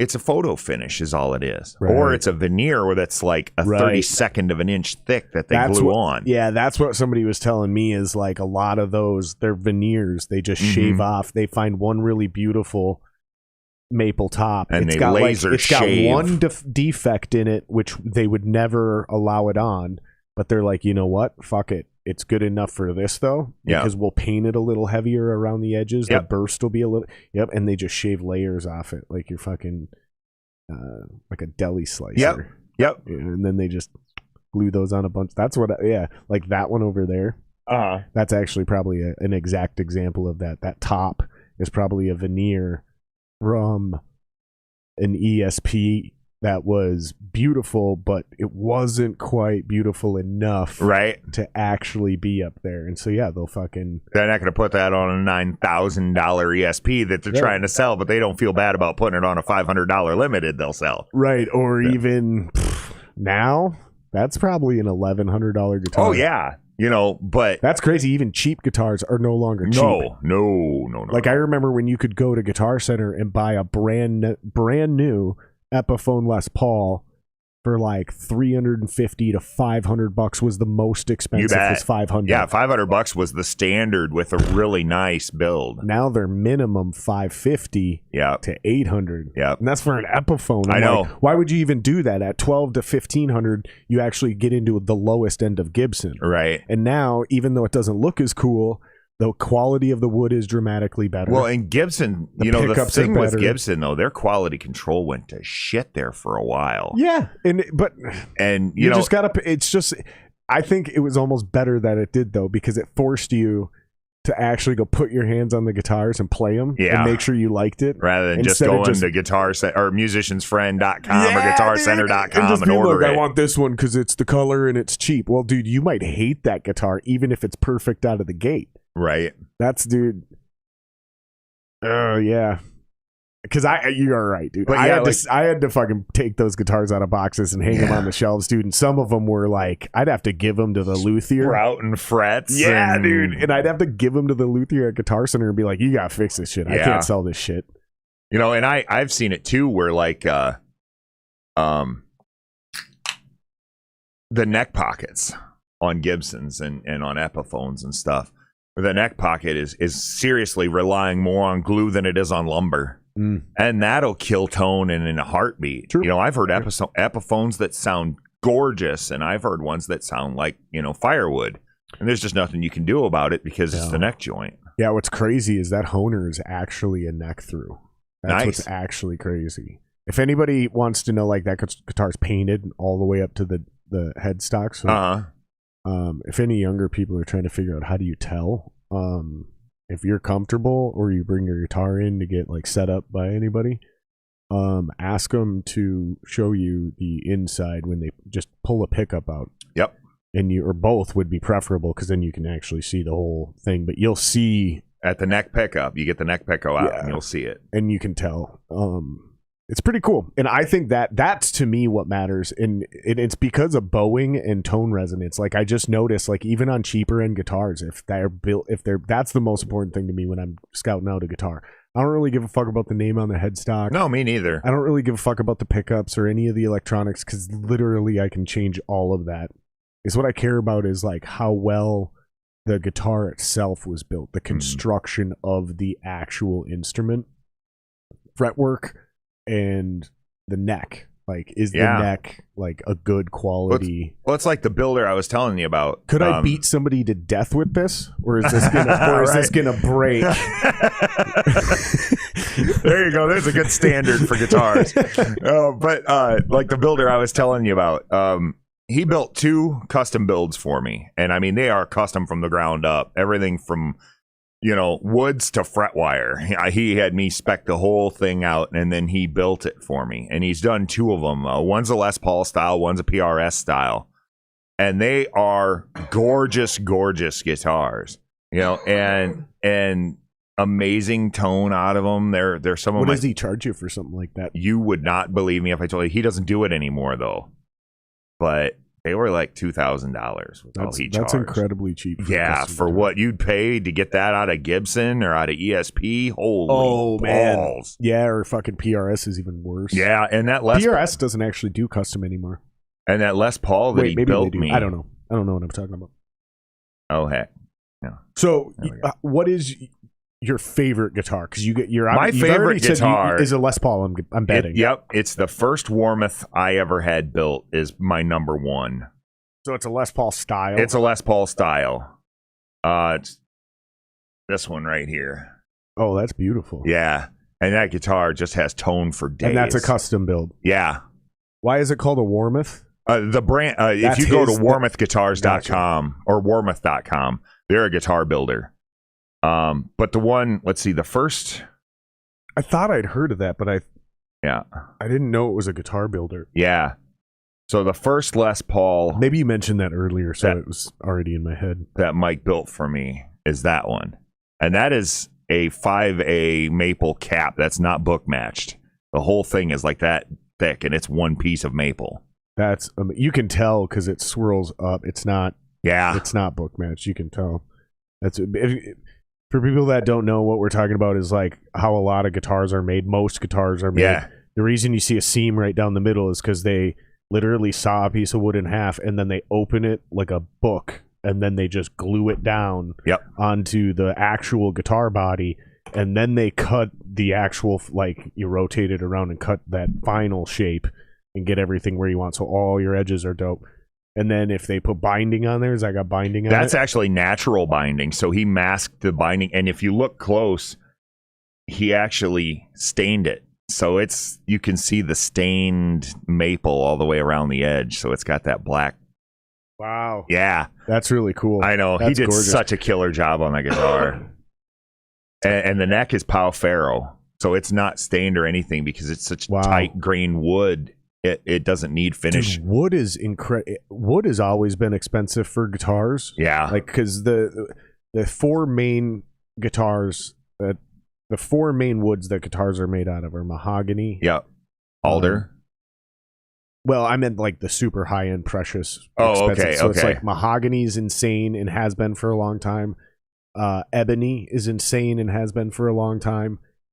Anything flamed or bird's eye maple has been insane for a really long time. Yeah. Oh, yep. And quilted maples. Quilted maple especially. Right. Quilted maple and is like that's my problem. most. That's my favorite one. and then rosewood.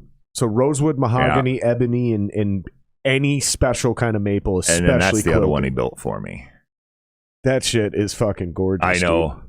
You know what I like about that one too is that one probably won't look like shit under the lights once you've touched it a few times. Like any red or black guitar. I'll never own a red or a black guitar now that I've worked at Guitar Center, which was a long time ago, but they look horrible under lights. Yeah. Like all your fingerprints, all the handprints, everything. It's just nasty under lights. So don't get a red or a black guitar if you're playing on stage. That's my advice to everyone. Black is terrible. Black and red, believe it or not, red is just as bad. There's something about how light reflects off of red. The only time I like red is when it's a stain. I mean, I don't like a solid red finish. But if it's like that guitar, if it was red, you're fucked. That guitar, if it's red, you're fucked. That guitar over there, if it's red, you're fucked.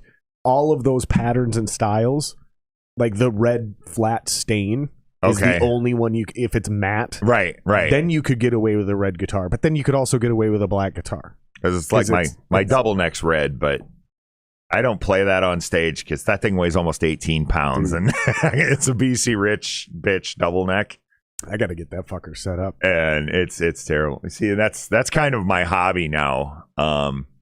I wish I had that skill. Yeah. Every time I fuck with my guitars, I can restring them and shit. And I can tweak the neck and stuff. Like I know how to maintain my instrument. Right. But when it comes to like actually pulling them apart, setting them up, making sure they play perfectly, and there's a little bit of an art to that, and I've never quite had that precision. I can set one guitar up, like if I really understand what's going on with that guitar. Yeah. But I can't just like do it for my buddies. Because I don't really understand how this guitar needs to be. And at some point... And then there's personal preference. You know, like I said, my middle brother, Ron, he's the one that really got me into metal, but he's also the one that really started teaching me how to play guitar. Yeah. You know, first, everybody in my age group, what's the first song you learned how to play guitar? Just about everybody's To Smoke on the Water. First one I learned how to play was Rock You Like a Hurricane from Scorpions. Basically the same thing. Yeah. Ron taught me that one, and he taught me a bunch of different stuff on guitars. A Wild Thing was another one, because it's also basically the same thing. Right. And so he was always kind of my idol playing guitar as I was growing up, was my brother Ron. But at some point, I passed him up on being able to work on guitars and stuff, you know? So now he'll come over with his guitar and be like, dude, I need this thing set up. It's like, okay, sure, no problem, you know? That's amazing. Come full circle. Right? Yeah. So let me ask you, when did you decide you wanted to be in a band? Like, it's one thing to be like, oh, I want a guitar, I want to do this, and like, yeah, I want to be in a band. But then there's like, no, I want to like really be in a band. Because again, you weren't just doing it for fun.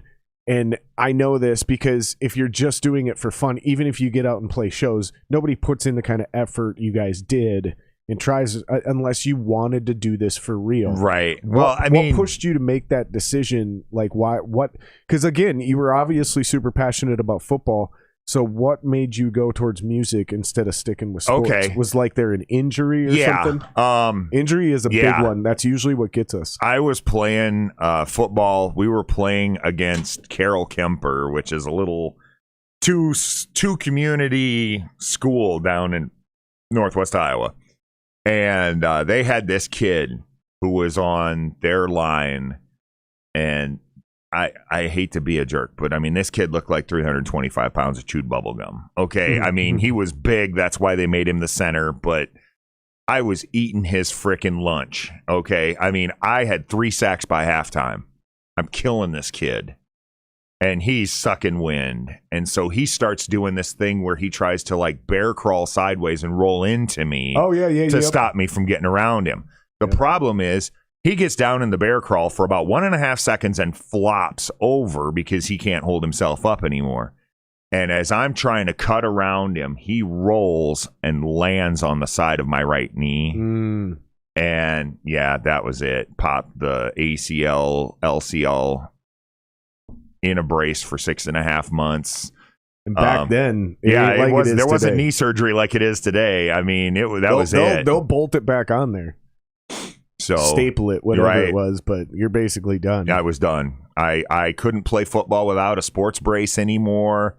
I was done. That sucks. So yeah. So how did you decide to turn it to music then? Well, I always had the aspirations of that. You know, like I said, I started out early, but then my friend in middle school and high school, he was big into the music with me, and he had aspirations of being a singer. And I had aspirations of being a guitar player. So we would sit there and, you know, just write songs together that weren't good. And, you know, trying to do something. I know what you mean. But then after we graduated high school, I mean, my parents are like, you have to go to college. They were not going to let me take any time off. And I did not want to go. I hated high school. I despised high school. I did not want to go, but they're telling me I have to go. So I went to college for carpentry, which drove my father insane because my father taught the electrical program out at the college, okay? And he wanted me to be an electrician, and I'd been getting drug out doing jobs with him in the summer months since I was a kid. I didn't want to be an electrician, but I really didn't want my dad for a teacher because there's 3 types of parents in this world. There's the parents that nurture and coddle and pamper and, you know, my baby can do no wrong, you know. And then there's the parents that expect 125% out of their kid and ride their kid twice as hard as everything else. And then there's the parents just don't give a shit about their child, right? My dad was number 2. My dad had a saddle with my name branded on it, okay? I mean, I would bring home a B+ paper and he'd ask me why I didn't get an A. Okay, that's the kind of dad he was. He always expected the best out of me, which in hindsight I think is great, but at the time I resented him for it. I could not imagine having him for an instructor at the college level. I just couldn't. So I went for carpentry, which was what my Uncle Bob was, who is the one who used to bring over guitars and amps, which drove my dad nuts. Nice. I thought I was going to follow my Uncle Bob into the trade there.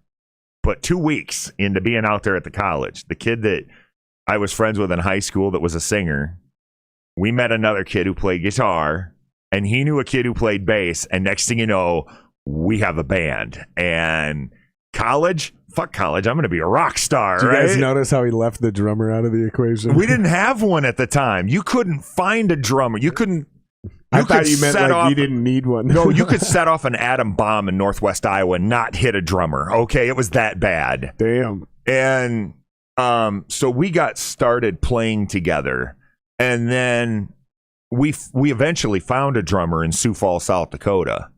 And so, yeah, then we had a functional band for about a New York minute, and then, you know, shit fell apart. And a couple years later, we decide to try again. And we're like, well, you know, we already had this band name picked out, and we had another kid that had become friends of ours who played guitar and stuff like that. And so then it's me, Nate, and Rob. And Rob and I were both guitar players. Neither one of us wanted to play bass, but we couldn't find a bass player at the time. So we, you know, when Rob would write a song, Rob would play the guitar on that one. when I would write a song, I would play the This guitar sounds on like that a one. great way for a guy to show up with all the songs pre-written. Right. So Is that what happened? yeah, kind You of. start racing to who can write more songs quickly. Right. And then Which actually is kind of good for like almost like a little healthy songwriting it's competition. motivation. Because here's the thing. I'll write a song, you write a song. If I write 4, then I have 5. You still only have 1. But if 5 out of my 5 are bullshit songs and the only one that makes it into the set is the one you wrote, then I need to write better songs. Right. That ends up being better for the band. Actually. Oh, yeah, it was motivation. I just always look at things constructively like that. Like, no, we can use this. Like, as long as it doesn't get shitty. Like, oh well, your songs are the only ones that make it into the set. Well, the band decided that, not me. Right. Like, And write then, better songs. And then we picked up like a couple I'd be writing some fucking riffs, baby. I'd be like, all right, motherfucker, this shit's like Rocky now, motherfucker. So then we picked up some kids that were they were high school students, but the drummer was a And to be clear, you guys were just out of high school. Well, no, we're probably 21 now. Okay. I mean, Okay. yeah, we're not super It's old or bordering anything. on creepy, but not creepy yet. Right. 21, If you're 22. 30 picking up high school kids, Right, now we're right. creeps. We're like, I'm just kidding. I'm just kidding. And Sean, he was a That's huge hilarious. Metallica fan. Okay. My And, man. and he was a really good drummer, really solid drummer. Mm-hmm. Not quick with the feet necessarily, I mean, but he was good on drums. So very Lars. Yeah. Right, exactly. I mean, he couldn't do Dyer's Eve live, but he was Neither could Lars. right, exactly. And so I'm just kidding. I love Lars. and then we got another high school kid to play bass, and the problem is high school kids are motivated by multiple things, and music's only one of them. And Sure. so, the bass player decided he liked his girlfriend more than the band, so that kind of went away fairly quickly, and it went back to Rob and I switching bass duties, and then That was giving me a headache. Sorry. that's fine. That white light was just killing me. I forgot to switch it before we started anyways. I lecture in enough classrooms. I've gotten past it at this point in my life. It starts fucking with my eyes. And Yeah. I'm like, dude, it's just too bright. And then so the high school kid who was playing drums graduates and goes off to college, like out of state, off to college. So we got no drummer again. So it's back to the 3 of us. And we meet a kid. He's actually in my dad's class out at the college. Another big Metallica fan. Your entire life is just about pissing off your dad. It really is. Another big Metallica fan, right? And his nickname is Drummer, but he doesn't own a drum set. Oh, great. But he plays bass, and he has a bass, and he has a bass amp. So we're like, okay, well, Drummer is going to be our bassist for now, and just in an effort to screw with this kid a little bit, right? I look at him and I say, okay, I'm fine with you being in the band and playing bass for us until you can afford a drum kit, but you got to show us you're good enough. So your audition, you have to show up and play DMV from Primus. Comes in the next week. He's got a 7-string Conklin bass and this big Hartkey rig, and he frickin' tears off DMV like there is nothing to it. I'm like, you are too fucking good for us. I was like, holy crap, this kid is amazing. And so then it's the 4 of us, and we're still trying to find drummers and stuff like that. And it's we find this drummer, and he's good, but he's kind of flaky, right? He shows up when he feels like it. So he's a drummer. Sometimes he's too hungover to show up. So he's a real fucking drummer. Yes, then. he was. But he was good. He was good. Sure. So we bring him in. That's Peanut, who is the drummer for Shatterbone. Okay. Peanut and That's Nate. my dog's name. Yeah, is it? Yeah, I'm not going to tell you why he got that nickname. my That's little his duty to baby. tell anybody. I am not allowed to disclose where the nickname came from. Keep going. I can hear you. Okay. I just got to take a leak. So anyway, he decides he's going to go and join the band, and he's doing really great and stuff like that, but he hates the lead singer. I mean, they are literally constantly not happy with each other. Yeah. So the singer is not a fan of the drummer. The drummer is not a fan of the singer. Finally, the drummer gets sick and tired of the lead singer's antics and decides to quit. And it's back to me and Rob and Nate again. And I said to him, I was like, all right. I said to my wife, I says, I'm going to go to practice tonight and I'm going to tell him I can't do it anymore because I'm so tired of it being the three of us constantly trying to find drummers and bass players to fill the empty slots. And I show up to practice and Rob says, can I just talk before anybody else says anything? I said, okay, go ahead. And Rob says, I think I'm done. I can't do this anymore. And I was just like, thank you. I was like, that's exactly what I came here to say, too. And so that was eventually the end of the band. Was called Nuclear Winter, which you when you get back over here to the microphone, you can chime in how bad of a name that was. But because I know you're gonna. I watch your podcast. But anyway, so, but anyway, so Nuclear Winter dissolves, and a couple months later, Peanut and I have been talking. We've kind of got together a few times and stuff like that. And he says, dudes, we need to do something seriously. And that's where we started Shatterbone.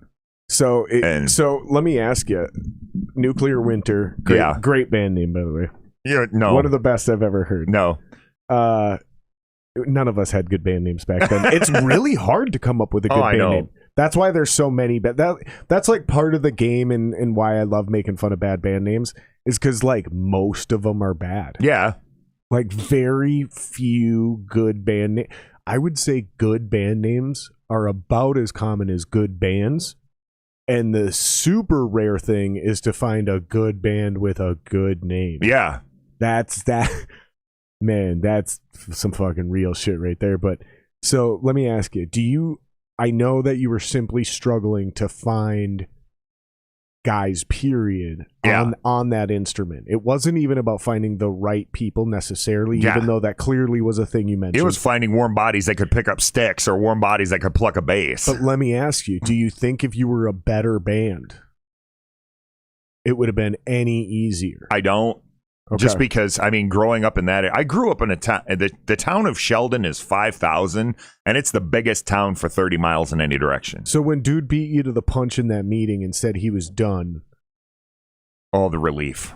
How long was it before you turned around and had? I think you just mentioned this, but just remind Peanut me. and I had been jamming together just for something to keep the rust off while we're looking for other things. So how much time had passed before you're like ready? Before we really decided to make Shatterbone a thing? Yeah, because basically you go from like basically ready to hang it up, at least with this group, right? And in that situation, when you don't have a thriving scene or industry, right? There's not a lot of places for you to turn to. Are you thinking about moving out of town, like Minneapolis or Chicago? My wife and I didn't have that kind of money at the time. You were already married. We were kind of tied to. Oh yeah, I got married in '99. Today's my 22nd anniversary, by the way. Happy anniversary, honey. So happy anniversary. Like I said, shows how you rate. Okay, I'm here with you. Thank you, brother. So I'm honored. But we're not even that close. Well, you've said I'm honored. But you've said how many times now during the podcast that you've wanted to get me in, but I'm just so stinking busy. True. There's a lot of guys like that too, man. I just happened to be teaching in Alexandria, Minnesota this week, so it was like, a hop, skip, and a jump to swing over here and do this now while I'm up here. So. You going to do Andy's or Greg Chilton's? I don't think so. You don't think? No. Because I'm thinking maybe we're getting together, Andy and Kyle and maybe Jeremy and I after... That'll be cool.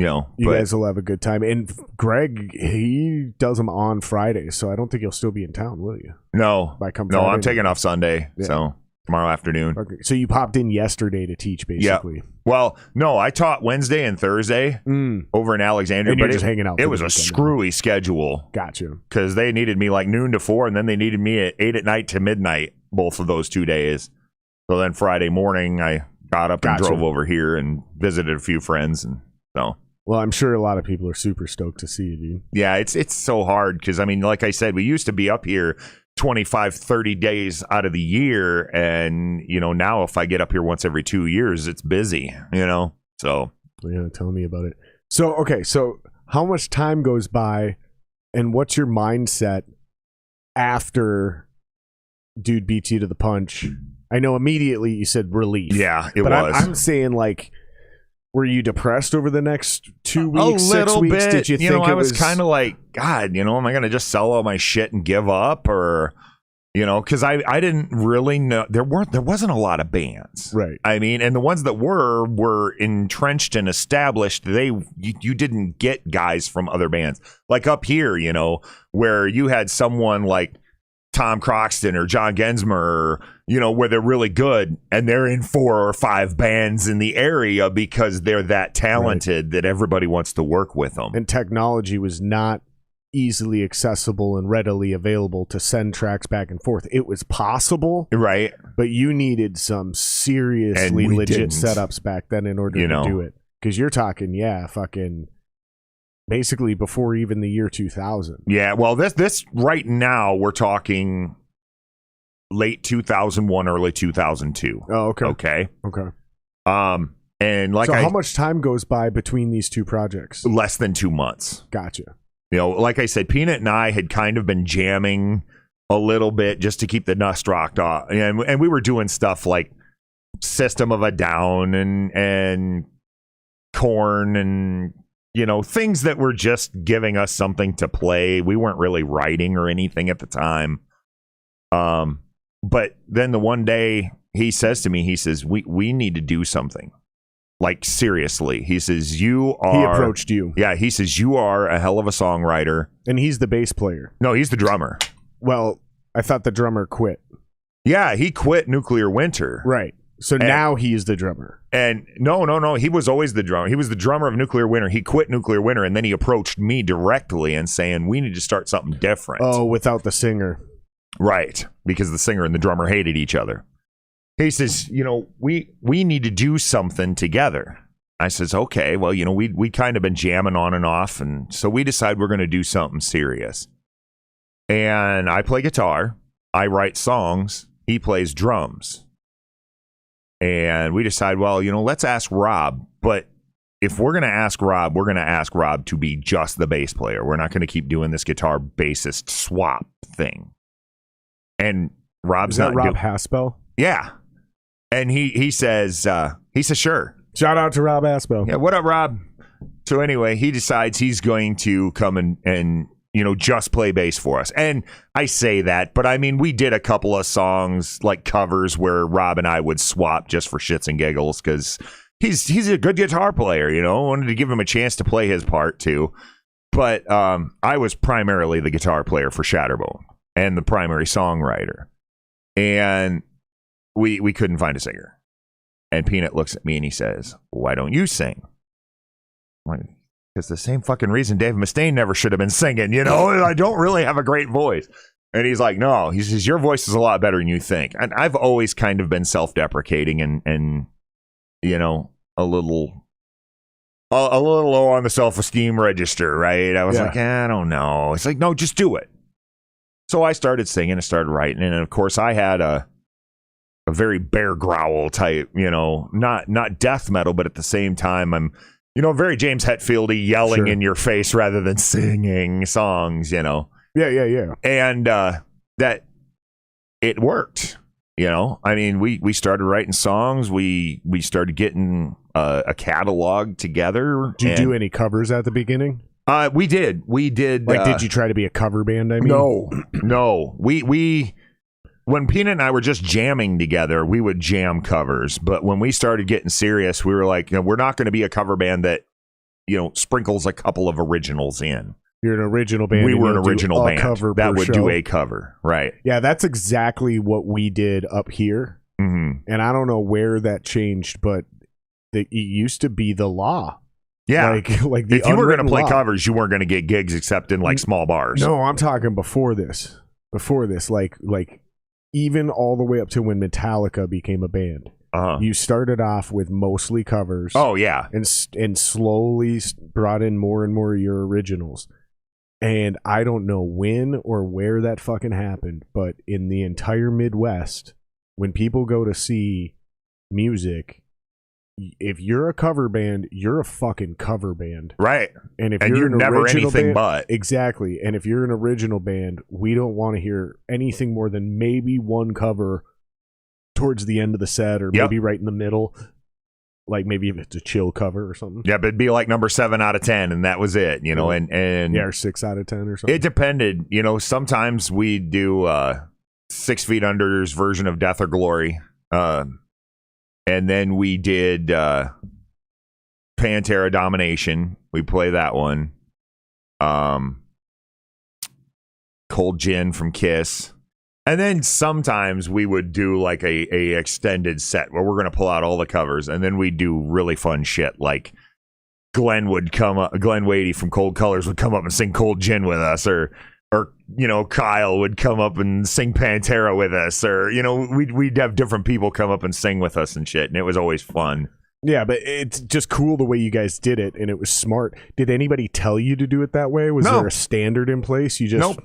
We just kind of decided, yeah, this is what we're going to do. You know, if it works, we'll keep doing it. If it sucks and everybody walks away, we'll drop it. And that's always kind of how we did it, you know. Smart, man. Throw a bone out there and see if the dogs dive on it. And if they do, then we'll keep throwing it out there next time, you know. Did you guys start doing the high school flyers right away from day one? Oh, yeah. I want to say our first Marcus show, and this is before we really had much of a street team either. Our first Marcus show, it was me and Peanut in his car driving to like 10 small surrounding communities and wallpapering their windshields. And nice. I'll be honest, we pissed off a few people. I'm sure. Because there were a couple of bands in some of these other towns. And okay, you know, we're trying to be a little bit arrogant. We're trying to be big, you know. So, you know, come see the best band in the region. And put shit like that on the flyers? You bet, man. We were not going to be shy about it. And yeah, we ruffled some feathers. Some people got pissed off at us, but some of those bands actually came to our shows, and by the time we were done, they were just like, "Fuck, they're right," you know. Can we play with you guys? Right, exactly. And so yeah, I mean, we tried, and Peanut was always the hype machine. You know, like I said, I'm kind of low self-esteem, kind of self-deprecating, bit of an imposter type syndrome thing going on. I feel you. Not him, boy. You know, Peanut was always very bold, very, you know, we're for real, don't fuck with us type thing, you know. I want some of that to come back. Yeah. We need more of that rock star. Yeah. Just and you'd see it on stage too, the different phases. Oh my God, if you go and look at some of the old Shatterbone pictures, it's nuts the shit he did.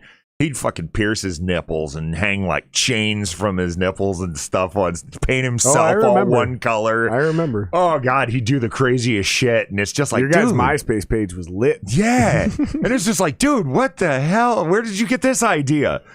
You know, I'm getting my nipples pierced. Can you come with me? I guess. I'm sitting there holding his hand, and she hits the first one, and he turns every shade of purple I've ever seen in my life. I'm just like, oh my God. So when Shatterbone's in its infancy, when did you end up with that show you mentioned in Sioux Falls, and where you meet Scott Ian? No, that was up here.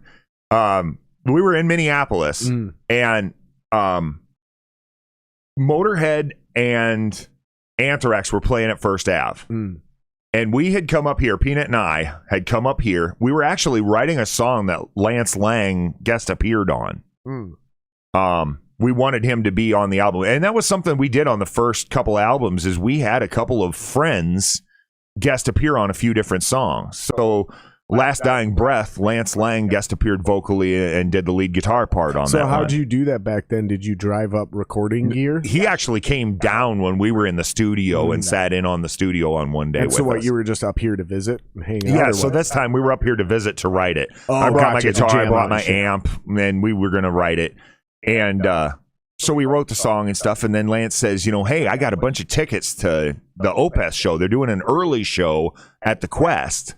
Yeah. And we're like, okay, cool, you know. So we go to the Quest, and apparently Lacuna Coil was friends with Cold Colors.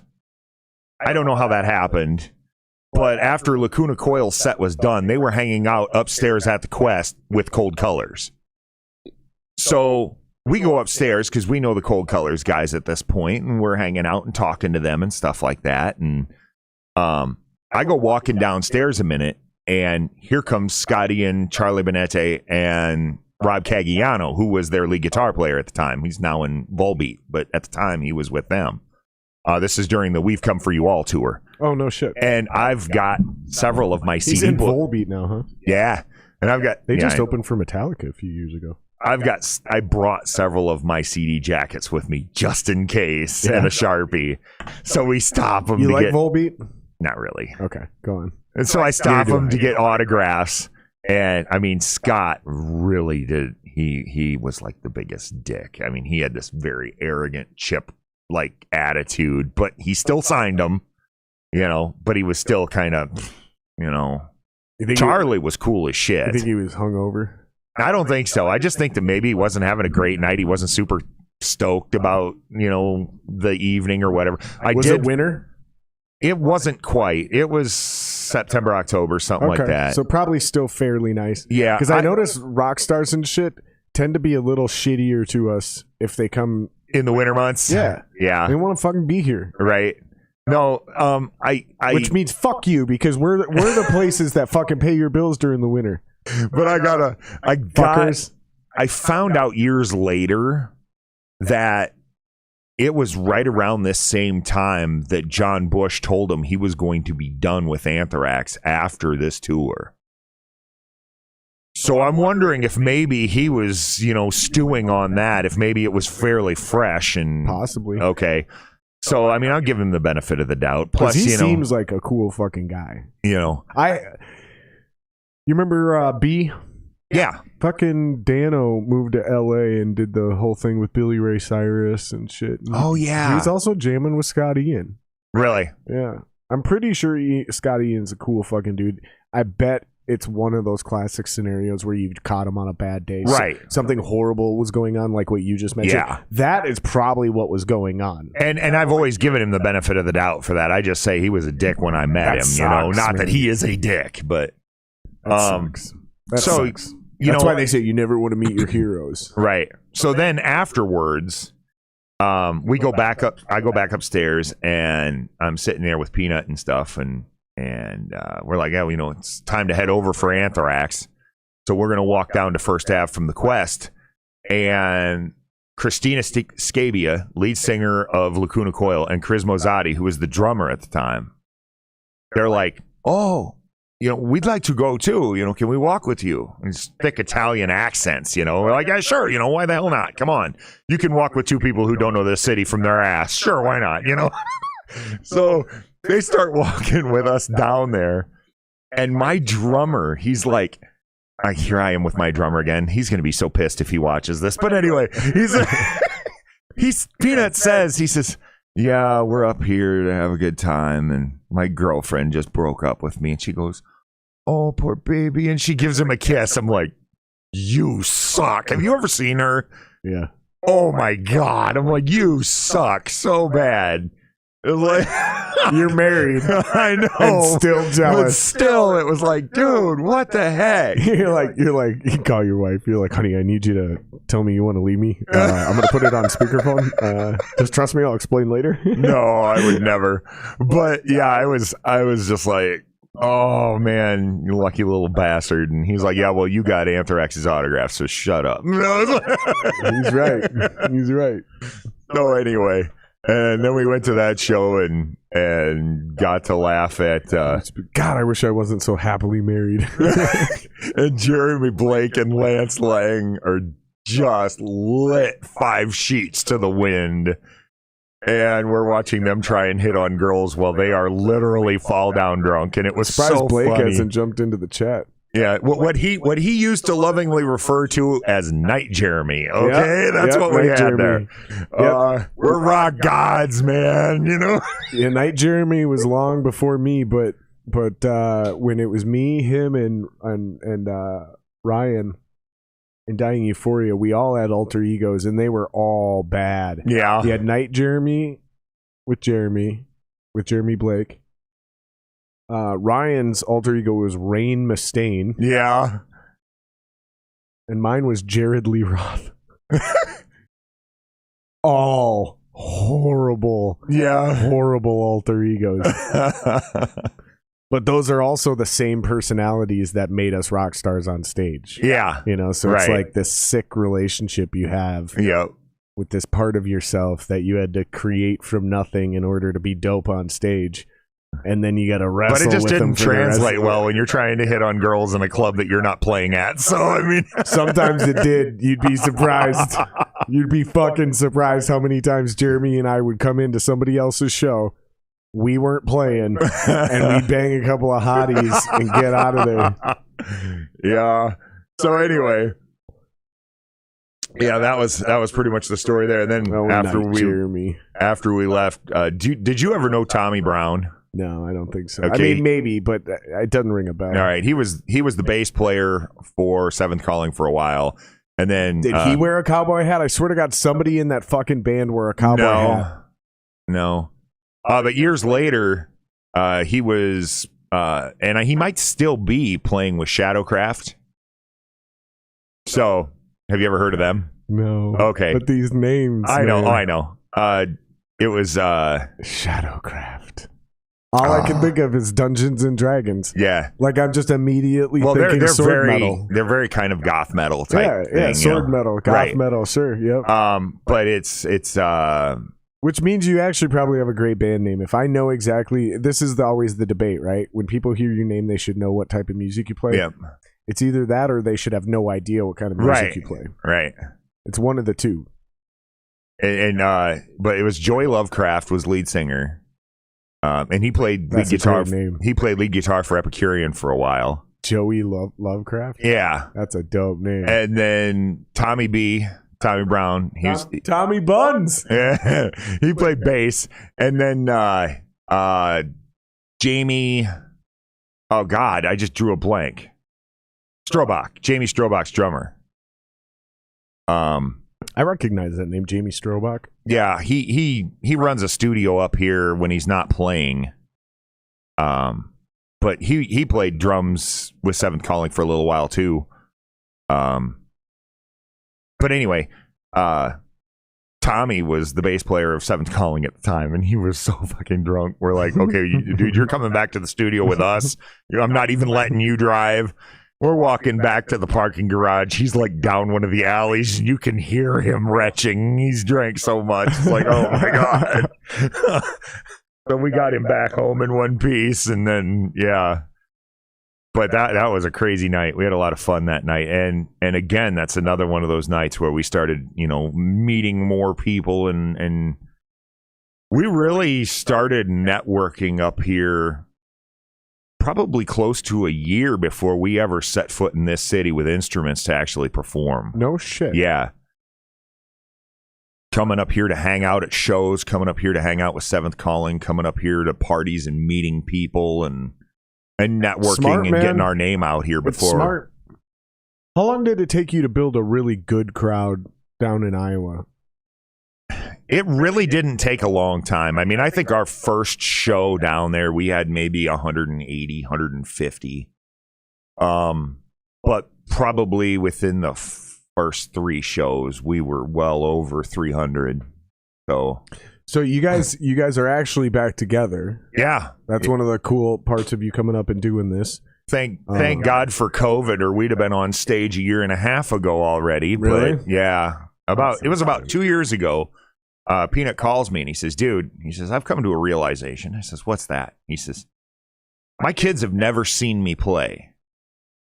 He had his first kid after we were done. Crazy. He's like, my kids have never seen me on a stage. He's like, I'd venture to bet Jasmine, my daughter, doesn't remember seeing you on stage. And she does remember coming to our last Halloween show and running around with Tracy, who's a good friend of ours. But she doesn't remember watching us perform. She was too busy having fun with Tracy. Right. And Wayne, our bass player, Wayne's wife has never even seen him play. He got married after we were done.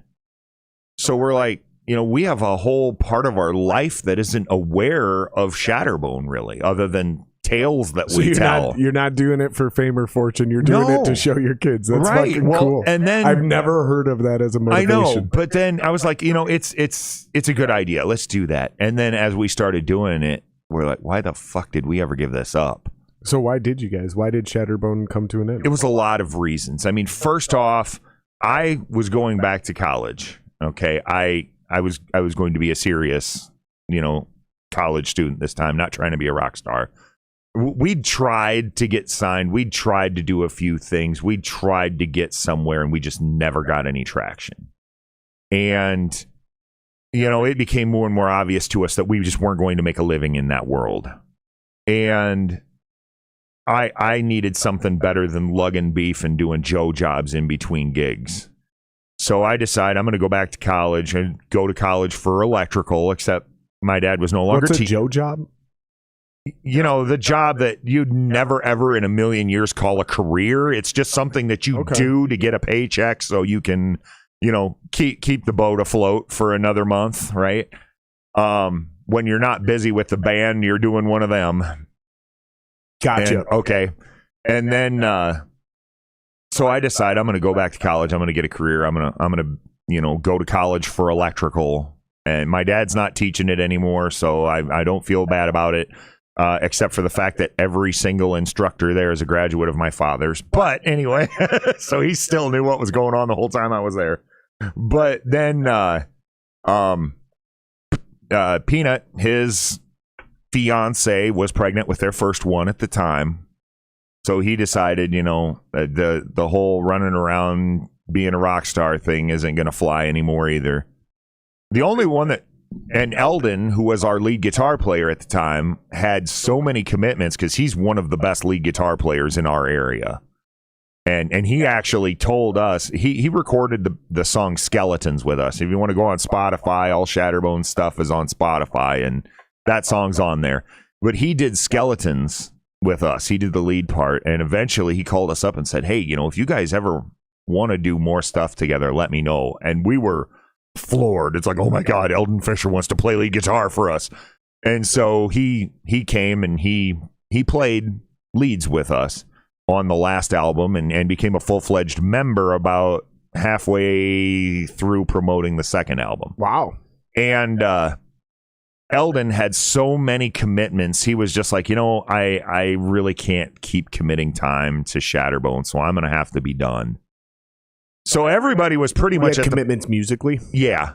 So that kind of comes down to that whole thing where it's like a lot of local bands, brass tacks. I mean, the band wasn't profitable. The band wasn't worth a quote unquote real musician's and time. He was in a band that was called the Jukebox Zeros, which were a cover band, but they were like a huge cover band. I mean, they were on the tier of like Arch Allies and shit like that. Okay, where they were constantly getting booked. They were getting paid $1,200-$1,400 a night. That's fucking small. That's I think Arch Allies on it fucking they're bigger. But back then those numbers were huge. Right.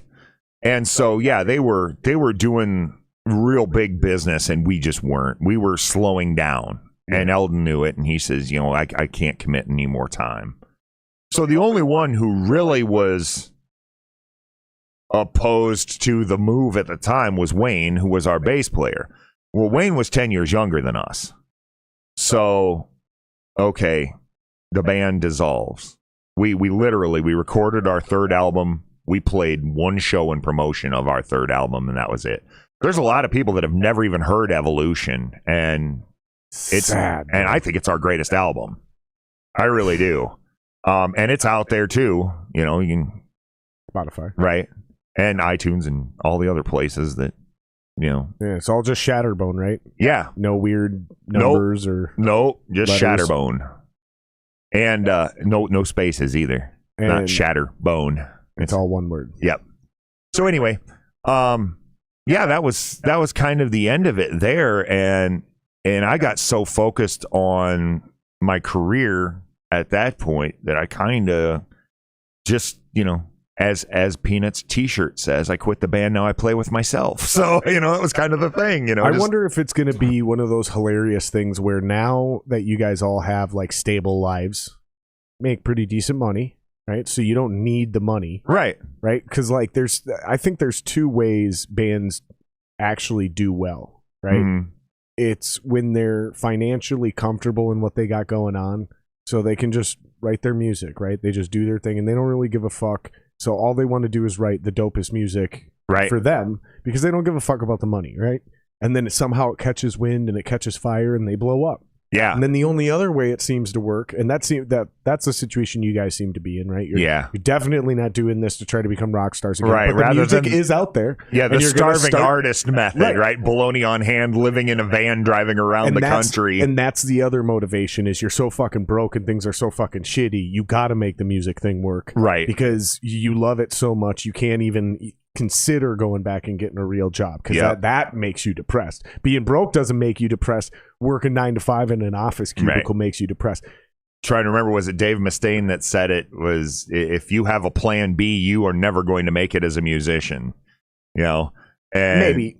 I mean, that's definitely not true for a lot of very successful musicians, but I get his point. Yeah. And I definitely think that's true for half of them. If you think you have a cushion to fall back on, you're just not as motivated as the people who are like, it's either make it as a musician or starve to death in the gutter, The irony is like if you have a plan B, like I said, right, then you don't give a fuck. Right. And you just write the shit you want to write because you fucking want to write it. And that's kind of where we're at today. I mean, Wayne, Peanut, and I, we're all doing really fantastically in our private lives. I mean, Wayne runs an entire chain of like tech businesses down in our area. Now you guys have the freedom to focus. Right. That's the irony is like sometimes this is what you got to do is give shit up for a few years. Yep. Get your life in order. Clean your room, whatever motivational speaker you want to fucking quote, whatever, right? Yeah. Get your shit together. And then you can start doing these other things because I think a lot of us don't have traction, and that's what you really need in order to do these. So I wouldn't be surprised if like now all of us, and you guys are probably better musicians now. Oh, definitely. You guys probably have way better gear now than you did back then. So all signs point to you guys actually being a better band. You're more mature people. So maybe you'll even be most of the time. Maybe you'll even be more mature songwriters, possibly. Right. Like all signs point to you guys being a better band.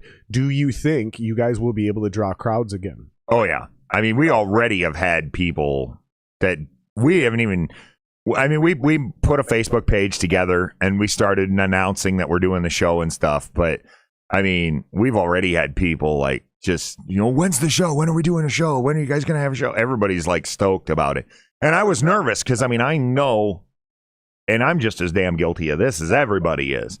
Once we get to a certain age where like our friends are doing a show tonight, but I'm old and I'm tired and I don't really want to go out, And no, we really have had a lot of people who are excited that we're getting back together. Like they missed us genuinely.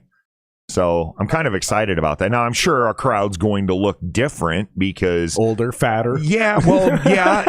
And a lot of the high school kids that were high school kids at the time grew up and moved the hell away. So hopefully. Yeah. So I don't know, but there might be another group of kids. That's what I'm hoping for.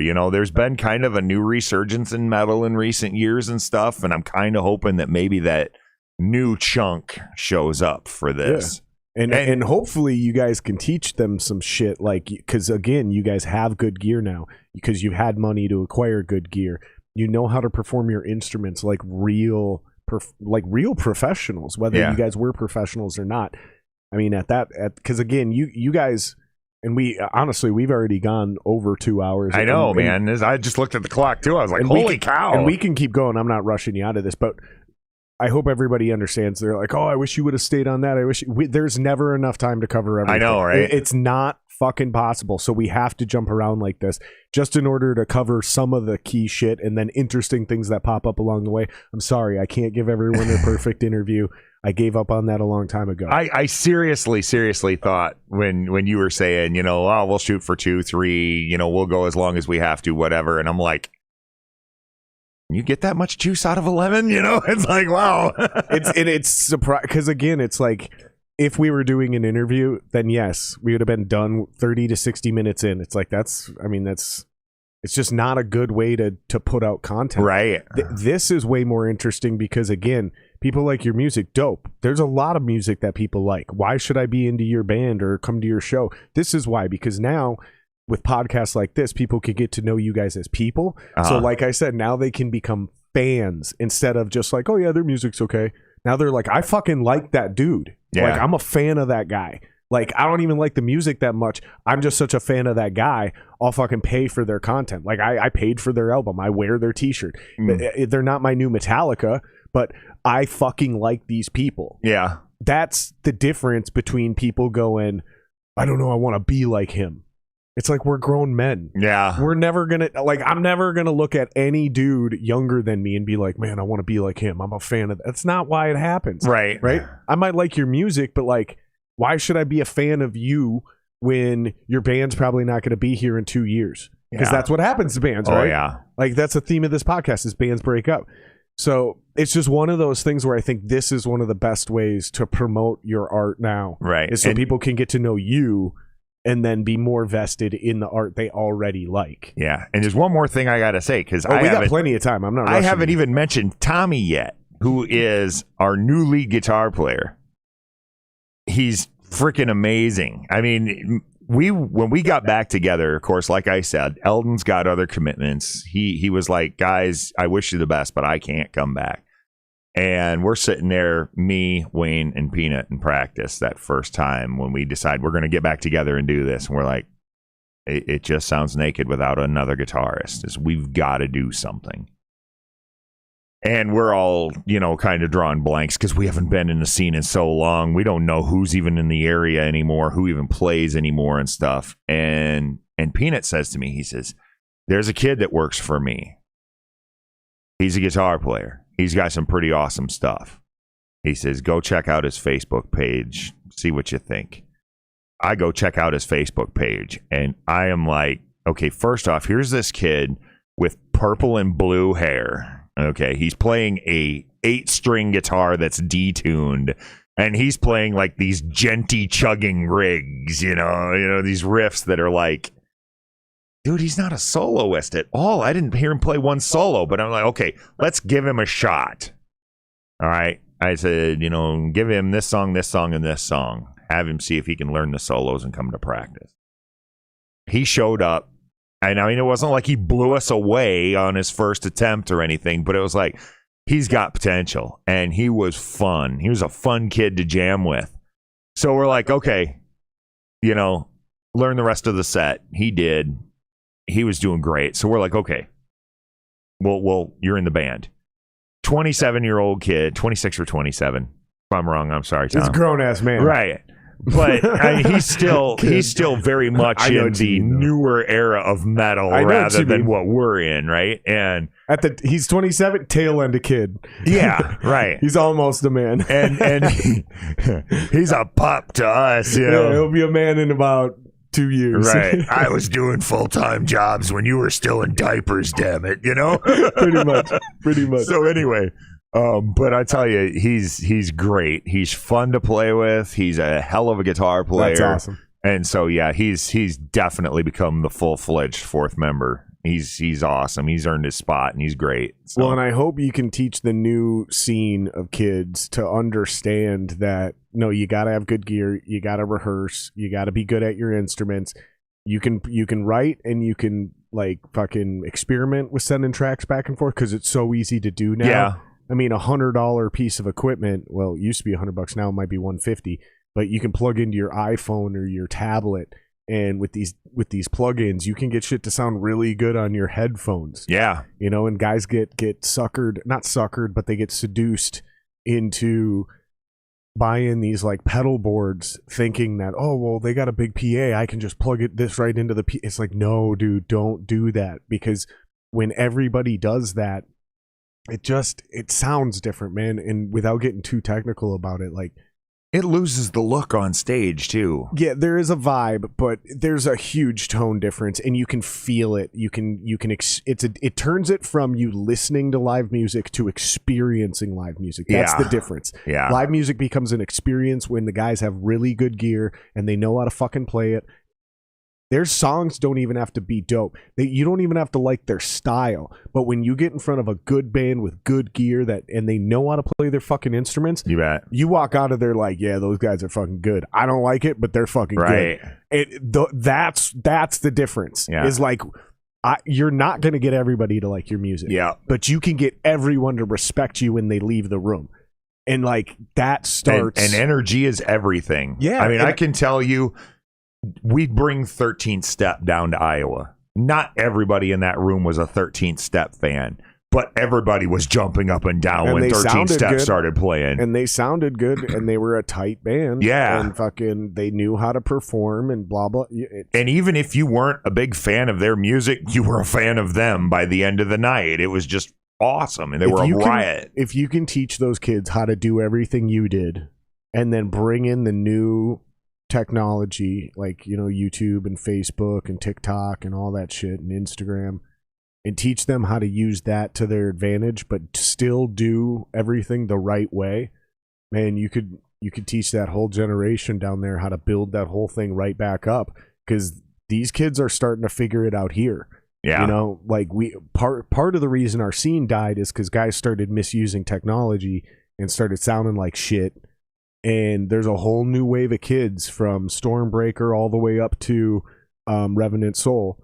And why I said it in that order is because of the age difference. Like fucking the Revenant Soul boys are in their mid to late 20s, whereas Stormbreaker, those boys are all in their early 20s. Yeah. Like literally Jeremy, the guitar or the bass player, he's not even 21 yet. I didn't know. I handed him a beer. And I'm like, you didn't drink your beer. How come you're not drinking it? And he's like, because I'm fucking 19, bro. Oh, no. I was like, oh, okay. Well, don't drink that beer then. Great. There's a video of me trying to contribute to minors. Shit. I didn't fucking know. I assumed he plays in the clubs. I assumed he was fucking... I was that kid. Yeah. You know how fucking long and how rare it is? How long it's been and how rare it is to see a kid playing at adult venues to adult crowds, and he's a child. Yeah, it was weird for us at times because, we'd get into a gig with like Seventh Calling, Seventh Calling was older than us. Mm-hmm. But then we'd get into a gig with like Epicurean, and we respected them all on an equal level, and yet we get backstage and they'd be telling us they're like, 4 years, 5 years younger than us. And it's like, what?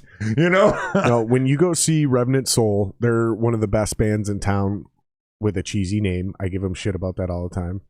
But when you see them live, between Casey's guitar rig and Duder's fucking, I forget his name, the bass player. Shit, sorry, buddy. Fuck, he's gonna kill me. Joe. It's Joe. Joe, the bass player. Between those two and their rigs, dude, and then the drummer's pretty fucking badass. And Joe Joe DeRocher hits all his notes as a singer. The motherfucker's got a great voice. Big dude. Yeah. Again, whether you like the music or not becomes irrelevant. You're like, those motherfuckers are good. And a lot of that starts with gear. Their rigs are dope, dude. Well, and if... So all these young bands are here, a lot of them are starting to get it. And that's why when you go see these bands, it's different than when you go see other bands. It's their fucking gear. Because they're all good musicians up here. You know that. Yeah. And, it's like you'll have some people who will be like, oh, gear doesn't matter. There's a video of Joe Satriani playing a first act guitar through a Squier amp, and it sounds just as good playing Surfing with the Alien as it does when he does it live. It's like, that's Joe fucking Satriani. And that's also not true. Like it's just not true. Have you seen that video, though? Yeah. I mean, he sounds really great. It's not as good as it is when he's through his own shit. Well, and I guarantee you, if I took that exact rig and mic'd it up and then you stood back and listened to it live, you'd be like, what's wrong with this rig tonight? How come it's not cutting through the mix? Yeah, when you isolate something you can make it sound. Yeah. Fuck off. Right. Don't, come on, man. But you know what I mean? It's like somebody could refinish a car with rattle cans. Yeah. It doesn't fucking look as good as it does taking it to an auto body shop and having it done correctly. Right. And I can Bondo the shit out of some fucking body work. But here's the thing, man, is like, it is not the same. No. And you can tell. Yeah. Like, there's so many. And I guarantee there's not 10 other guys on this planet that could have done what he did with that and made it sound as good as it did, even though, it wasn't as good as his live act. Don't give me that shit. But, I mean, at least it sounded convincingly Joe Satriani because it was. Well, and I'm telling you right now, okay, cool. That sounds that way when it's just him. There's a video of it. I get it. Okay, nobody else is going to get that. Now, let's take that exact same setup, though. Let's go bring it to the full band setup. Let's plug it in next to everybody live at Target Center with a full house, and let's see if it's still. It's not. Get the fuck out of that here. Thing couldn't hold a candle in a hurricane. No. Holy shit! No, they'd be turning his signal up so fucking loud. Right? Like, no, dude, no. That shit gets on my goddamn nerves. It's called Headroom. It's called Headroom for a reason. Yeah. And I mean, we're the same way. I do agree, though. In most situations, most guys do not need 100 to 120 tube watts. I do agree with that. Most guys in a tube situation can absolutely get away with sometimes as little as a 30 watt amp nowadays. Yeah. But realistically, 40 to 60, depending on what sound you're going for and shit, you can totally get away with that with like a little 212. Yep. It's when guys start showing up with literally practice amps. Yeah. And they're like, it's tubed. And it's like, dude, that's a 5 watt tube. Like, bro, you're going to have miking that thing. We're going to have a hell of a time getting a good tone out of it. It's got a D. You can just DI it. Yeah, like, yeah, we can. But it's not gonna sound like you're just creating so much work. See, and it took me so long to get to that point too, because I mean, first, if you got a dedicated sound guy and you're in tantric, it's a different story. Right. Yeah, when I first started out, I had like a Marshall JCM 900 and a Slash signature cabinet, and it just it wasn't hot enough for what I was trying to do. The 900 is the bullshit version of the 800, right? Yeah. And it was not nearly as hot as I wanted it to be. And then it's still tubed, right? Oh, yeah. Yeah. And then I traded it for a crate solid state, which was stupid because that thing just was noise for days, but no tone whatsoever. Yep. And then I got the Crankenstein, Crank was a boutique amp maker for about 5 years. Yeah, I remember them. They did Dimebag's signature right before he got murdered. Yep. And they signed a bunch of artists for a short minute. Shadows Fall was under them. Yep. Amon Amarth was under them. There were a bunch of metal acts under them. And that amp is killer. I love it. But it did one thing really well, which was metal. And as I got older, I wanted something that was a little more versatile than just that. So now I've got a Kemper Profiler. That's what I was just going to ask you. What are you rocking now? I've got a Kemper Profiler now that I still run through the crank cabinet because those Eminence Texas Heat speakers are fucking money. I love the sound of them. And have you ever thought about, because Stormbreaker, that's a local band here. Well, they're really not local. They're local, but they're growing. They're regional, almost borderline national. They're about to pop, basically. One of them plays a Kemper, and one of them plays a 5150. Okay. I was talking with John Revere from By the Thousands. Okay. Sick metal band from here. Sick, dude. Super brutal. Your guitar player would probably love him if he's into that newer shit, because they're like really good, but they dabble in that gentish little bit. Yeah.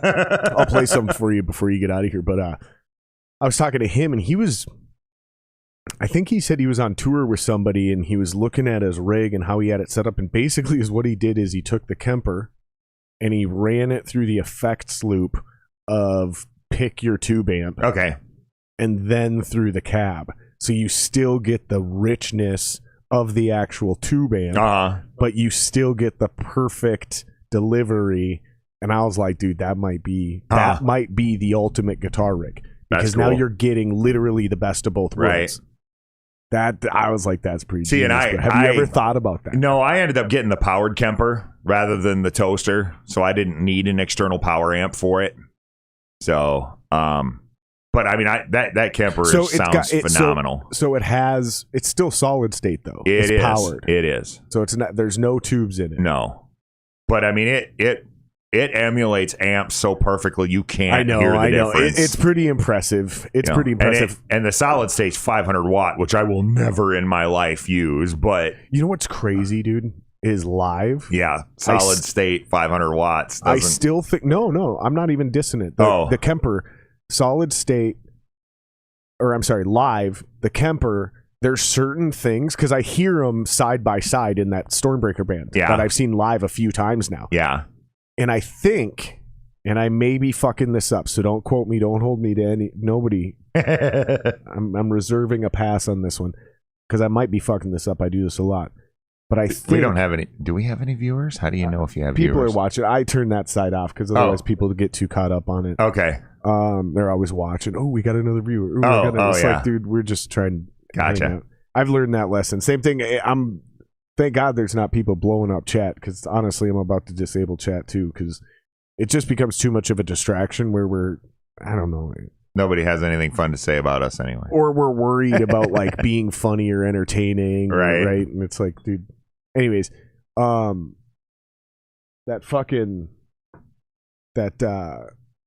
think that Kemper, when I listen to him, I think when Logan goes into his clean tone, it's, or not his clean tone, his lead tone, like when he goes into a solo, right? I think it's like, oh, dude, that's the money. That Kemper, there's some, and then the main foundational tone of that 5150, it's like, oh, that's, and it's either that or it's reversed. It's like, oh my God, that fucking Kemper on that regular just rhythm tone, like, oh. But when fucking Billy hits that boost and goes into his leads, 5150 shining bright again. I can't remember. It's one. I'm having issues too right now, and I've had to like text Eldon and be like, because Eldon runs a Kemper too, and I've been like, dude, what do you do for a lead boost? Because Tommy's running Mesa Boogie amp, and his lead tone just cuts. It sounds great over everybody else. And my leads just die. Is he doing the dual or the triple? No, it's oh God, what is it? It's one of them old ones that had the 5-band EQ right on the face of it. And Andy Oltmans has one. I can't fucking think of what model it is. Oh, is it the Roadster or something like that? Maybe.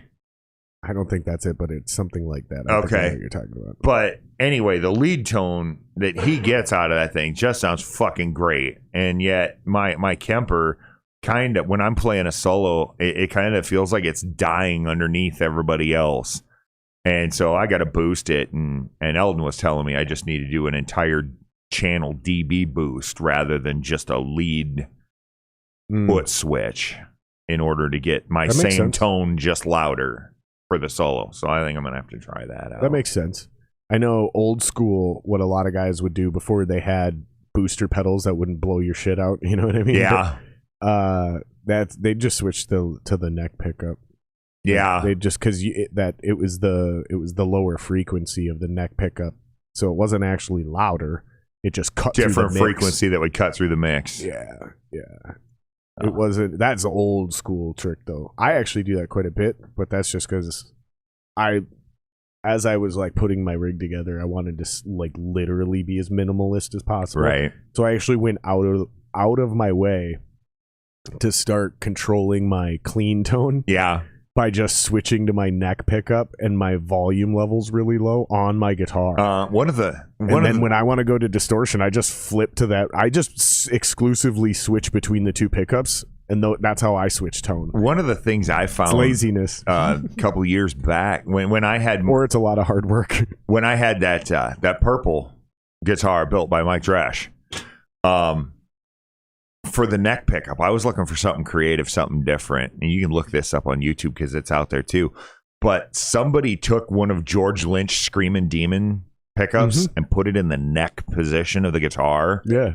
It is one of the best sounding neck pickups I've ever heard in my life. I've got one of those in an old guitar. In a neck position or in a bridge? It's in the neck position. Really? Oh my God. And it's slanted. It's the single coil Screaming Demon, and it's slanted. Okay.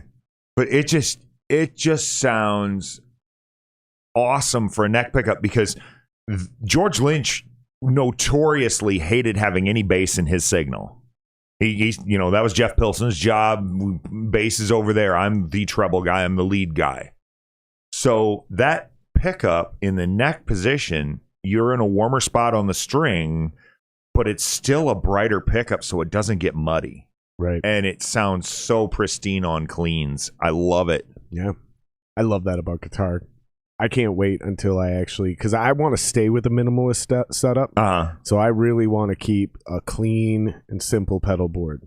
Like right now, it's literally going to be a fucking, I'll have my channel switcher. Right, for the 5150. Right. Which is just to switch clean to distortion. Yeah. And then I'm going to have a tuner, a noise gate, and probably a volume pedal. Okay. Right now, that's it. No effects, nothing. Just really? Straight, here's my fucking guitar tone. Because you heard the demos. Yeah. Like, it's not an effects-driven... No. Effects are for the lead guitar player. Yeah. When he wants to do cool, weird ambient shit and make us sound, down the road, I plan on adding a couple things, but I want to keep it simple. See, one of the things that... I want to adjust tone on my guitar, so I'll eventually get, like, some dope coil tap and pickups. Yeah. Fucking, you know what I mean? Some shit like that. See, one of the things that I did a lot in Shatterbone when I was writing years ago was using whammy pedal, a pitch shift. Yeah, you can hear that in Skeletons. You can hear it in Don't Waste Your Breath. But yeah, I like the whammy pedal thing. So when I put my Kemper board together, I've got the foot controller, which is it's like a 5 main channel switcher, and then it's got different things elsewhere, and then I've got 2. They look like crybabies, but they're designed for the Kemper. And one of them is a whammy pedal and one of them is a wah pedal. So that's dope. Yeah, I know for a fact I will eventually start getting into shit like that. I just right now, with the songs I've written and the type of musician I am and the resources I had growing up, like I didn't even have a real guitar rig until now. Yeah. Like I had a bullshit guitar rig, and then we couldn't find a singer, but there was a million guitar players, especially ones with better rigs than me.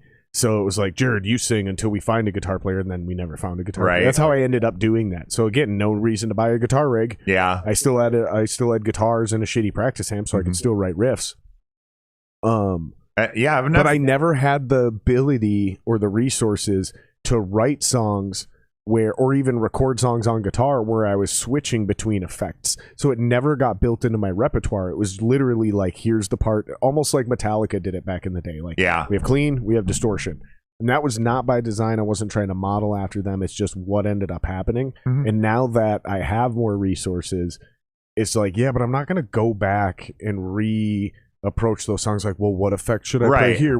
No, this project, this album for this project is written. It's done. It's a moment in time. You're not going to go back and rewrite time. There will be so much more free. And that's why I refuse to go deep into writing the second album, because there's already enough handcuffs on the first album. When we finally get done with this and we go to write the second album, I want Jeremy and Dalton to have all the freedom they want, and we'll start, it'll be more of a collaboration at that point rather than like, hey guys, I wrote this album. Do you want to play lead guitar? Do you want to sing on it? Cool. All right, done. Now we just got to find somebody to play bass and drums so we can do live shows. That's where we're at right now. The album has been written. And I mean, I've said it to Peanut before too, is like there's a couple songs on Off the Rail, which was our first album, that I would love to have to do over. But at the same time, it's like, that's a moment in time. That's where we were at that time. I hate remix albums. I love Fear Factory, and yet I despise their remix albums. Where they literally went in and re-recorded it. Remanufacture. I would I hate that. Why? I Leave would it alone. love to hear, well, maybe not now, because they're actually getting kind of old, but when Metallica was like really in their prime, I would have loved to hear them go back and re-record Kill 'Em All, Oh, and possibly even Ride the Lightning, just because their technical proficiency and the sound quality and their budget was at such another level. It was like, dude, go back. But I think it would totally. I think you're right. It'd be a remanufacture. It'd neuter what it was. You know. I mean, that still exists, though. Yeah, it's not like you're replacing it. But that's the thing too. Is it's like how many people run out and buy a remix album and appreciate it. You know, I mean, even going so far back as to like Kiss. Has anyone really done that? Kiss Double Platinum. You know, they took all the songs that were their favorite songs from their first 4 albums and then re-recorded them, redid them, polished them up, changed this and that and the other thing. And most Kiss fans notoriously despise Double Platinum. Like they, no shit. Oh yeah. Which is weird for me because that was the second Kiss album I ever owned. But right? That's funny. That's super interesting, dude. Yeah, because I can't think of a lot of bands that have actually done it. Yeah. And I want to know why you would do it. Like, if you're just doing it as a money grab, then it's fucked up, right? But if you're doing it because it was shittily recorded, because I think it's more most of the time, at least I'd like to believe it is. I think it's more most of the time because somebody is sitting there going, oh, I wanted to do that differently. Or, oh, we've got better technology now to get some of those things that we couldn't get back then. And so they reapproach it. And Megadeth did it too, didn't they? There was one album that they remastered or something. See, I'm not even going to talk about a remaster because almost all bands eventually remastered shit. Oh, digitally remastered. Yeah. I don't care about that. I'm talking about like where they went into the studio and re-recorded. Okay, yeah. So like Fear Factory did, Kiss did. I'm sure there's more out there. I'm just not coming up with any. Because the remaster is both a money grab, but it also makes perfect sense. Yeah. Like, okay, this new format of technology is out. We're going to especially when you look at stuff that was recorded in like the 60s, 70s, and 80s when there just was no technology. It was splicing tape together. Exactly. And it's like this has been digitally remastered for CDs, because if we just take that old analog recording and throw it on CD, you're still going to have hiss, sound like and not only that, but it's going to actually sound worse than the record. Yeah. So here's what we're going to do. We're going to go back to the original recordings. We're going to remaster them specifically so they sound good on your new digital. Yeah. And so that I'm actually kind of okay with, even though it's definitely a money grab for them as well. Yeah. I get it. Because Maiden did it several times where they, digitally remaster and then they digitally remaster and they'd add a couple songs to it. And my stepdad was one of those dudes who would collect every version of your album. So he had 6 different versions of, whatever, name it. He had it in every format, and then every remastered version, limited edition, European releases. Like, it's kind of like on Men in Black, where Tommy Lee Jones is like, yeah, it's going to replace CDs soon. Guess I'm going to have to rebuy the Black album again. Or the White album again. That's what it was, right? Yep. Yeah, I think that's true. But if we can figure out how to fucking keep... Because the medium, the like actual mediums are still alive. Vinyl's making a resurgence. Yeah. Believe it or not, cassette tapes are making a resurgence. I gave all my cassettes to my kid. Hard as that is to believe. But yeah, I don't think I'll ever get into vinyl again. I mean, I had vinyl when I was a kid, and I never really liked it because you couldn't take it with you. Yeah. I know. And I know. See, you think like I do. The purists out there are like, oh, but it sounds so much better without the digital, compression and That's stuff. What it is, yeah. Okay, but no, it's just a pain in the ass is what it is, Yeah. I mean, here's the thing is almost all, it's really the stereos that we listen to them on. Yeah. That's what it's really about, because here's the reality, man. I sit down here and I listen to music with these headphones on, and these aren't even that nice of headphones. Right. These are $100 headphones, right? There's $300 and $500 and $1,000 headphones that are made for listening to music only. They're not even mixing headphones. They're not made for recording music. Right. They're just made for listening to music. This is nowhere near that. But just sitting down here on my computer listening to the digital music, dude, through like iTunes, bro, get a decent pair of headphones. Yeah. Plug that shit in. I know, and I don't care how dope your stereo is. Yep. Plug those headphones in because you will hear entire sections of that song you didn't even know were happening. So I don't think it's the format. I don't think it's making it on a CD ruined anything. I think it was the stereo speakers and amps things were being played through. I mean, I've got like a... Because that's still true today. I've got like a $90 set of Klipsch earbuds. I love Klipsch. My home theater setup is Klipsch, but then my earbuds. All right, you said it 3 times. You guys owe me $100. So anyway, I liked the earbuds, and yeah, anytime I would go on to YouTube or something like that to listen to a new song or a new album or a new band I'd never heard before, I'll put them in, because no matter how great these things are, the speaker in them doesn't hold a candle compared to a good set of audio, earbuds or Even earphones. Mine, these are basically, I put these toe to toe with a set of genuine AirPods. These are called Black Pods. They're like an aftermarket. You can't hear a difference between these and genuine AirPods. So AirPods are literally like on the low end. They're like, I think $150. Right. Still not the same. Yeah, like, and I got some wireless ones. So I could spend $200 on some AirPods from Apple, or I could spend $100 on these. I get it, man. That is more convenient. Just like you said, I can take these with me mobile on the go. That's why I have them. Right. But if you really want to like enjoy music the way it's meant, like get a pair of actual listening headphones. Yeah. And just sit down with that shit, even on a digital recording. And I'm not even telling this to you. I'm telling this to people that are listening, because there's a huge difference. Like, you sit down on your phone or on your computer and plug in some real quality headphones, and you will hear entire sections of that music that you've never heard in your earbuds. Yep. Like, again, these aren't even that nice of headphones. These are HD 280s. They're $100 at Guitar Center. Right. You probably find them on sale for $60 around Christmas time. Yeah. They're not nice headphones, but they're way nicer because it's a full speaker. Right. Right. And they cut out shit. Yeah. I got some totally different experience. Some noise canceling wireless earbuds now, because of course new phones, no freaking jack. But anyway, I got some nice noise canceling earbuds now, and it's the dongle. Yeah.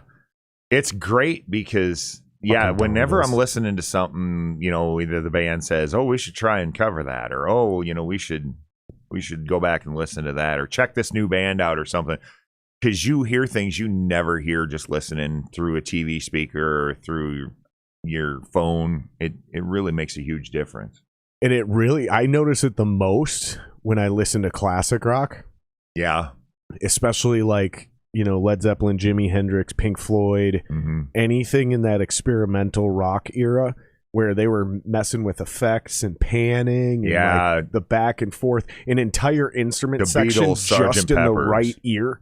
It's like most things mix down to a single track, so it all gets muddied in the mix.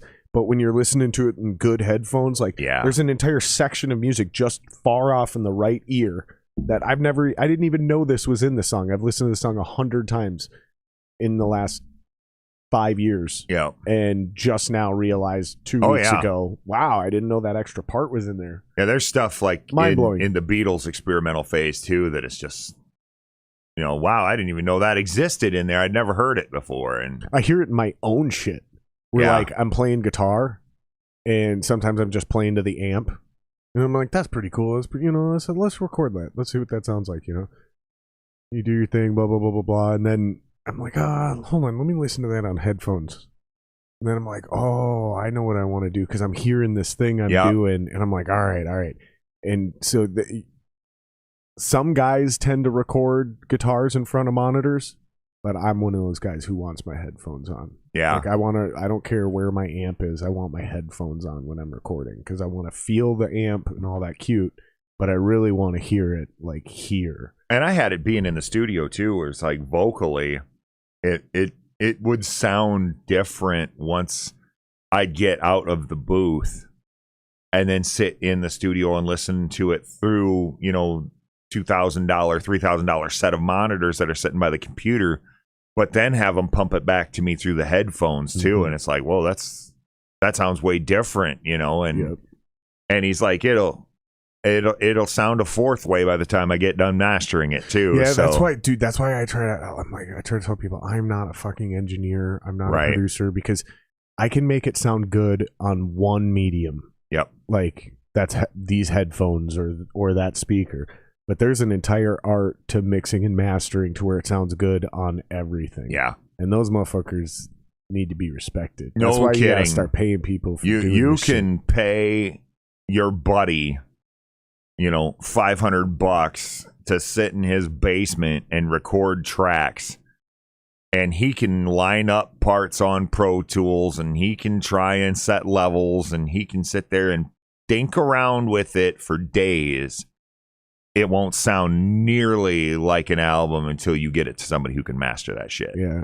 And I've had people ask me, nobody's asking questions in chat today, but I've had people ask me in other podcasts and in like private messages after podcasts, like, so what is a price? And it's like, listen to what they're doing and pay them what they ask. Right. Like, there is no, some guys are just, they need business and they're really great and they'll do it for $20 a song because they're really great at it, but nobody knows their name. So they're willing to do anybody and just bang them out super fast. It's not going to be as good as when that guy's charging $100 a song because he's going to slow down and spend a little bit. He better. Yeah. Right? But I mean, I know guys that you'll pay $5,000 just to have something mastered once it's all done. But I mean, I even had guys like Lance Veen. Same thing mixing. It's two different jobs, but same rule applies. Like there's not a number to go after. Oh, if he's only charging that, don't fuck with him. You don't know that. But same time, just because dude's charging $1,000 or $5,000 or whatever, also doesn't mean he's dope. Right. Like there's no secret number. Just listen to their shit. If it sounds amazing, pay them. Yeah, but a lot of that comes back to what we were talking about earlier too. I mean, I had guys like Lance Veen and some of my other friends up here. Once we put Evolution out, they're like, holy shit, that thing sounds amazing. What did you guys do? They're like, well, first off, gear. We talked about that, right? I was running a Crankenstein amplifier with, custom built guitars, running Seymour Duncan pickups and stuff. Eldon was running a Bogner Uberschall with custom built guitars and Seymour Duncan pickups in it. And then the studio, Mike did a beautiful job mastering and mixing it and stuff like that. So by the time it was done, it turned out amazing. Next, you said first it was the gear. Yeah, first it was the gear, and then it was the mixing and mastering on the backside. Not just spending $700 and whatever to record the album, but then doubling up on that for mixing. Who did all that for you? That's the same guy that built those two killer guitars for me. He that's also right. ran a studio. You did say it was called Cat House Studios down in Sioux Falls. And not for why you think he had cats. So, but yeah, it was called Cat House Studios, and he recorded all 3 albums, and you can really, really hear the evolution of his skill from 2003 to 2007 just exploded. And I mean, he even lectures at one of the colleges down there now for their audio technical recording program. Yeah. Because, I mean, he became a Pro Tools master. He actually sat in on, was it? It was either Alice in Chains' last album or the one right before it. After Lane Staley died. He flew out to California and sat in on the studio and helped out with the recording of that album. Wow. Yeah. That's fucking impressive. I don't remember if it was Devil Put Dinosaurs Here or the one that was right before that. That's fucking rad, man. So that's super fucking cool. And he is the coolest human being on the planet. He's very down to earth. He's very easy to talk to. He's not arrogant. He's not a pain in the ass. He's a hell of a guitar player. Come on the podcast, bud. So how many shows a year do you guys plan on playing now that you're back together? I don't know. First one's November 12th? 13th. 12th is my birthday. 13th is the show. So, and I got to do more than one a year. I keep bringing that up because years ago, it's so funny. Years ago, we did a show and we called it Peanut's Birthday Bash. Okay. And Rob got all bent out of shape. That's your drummer? Yeah. Peanut?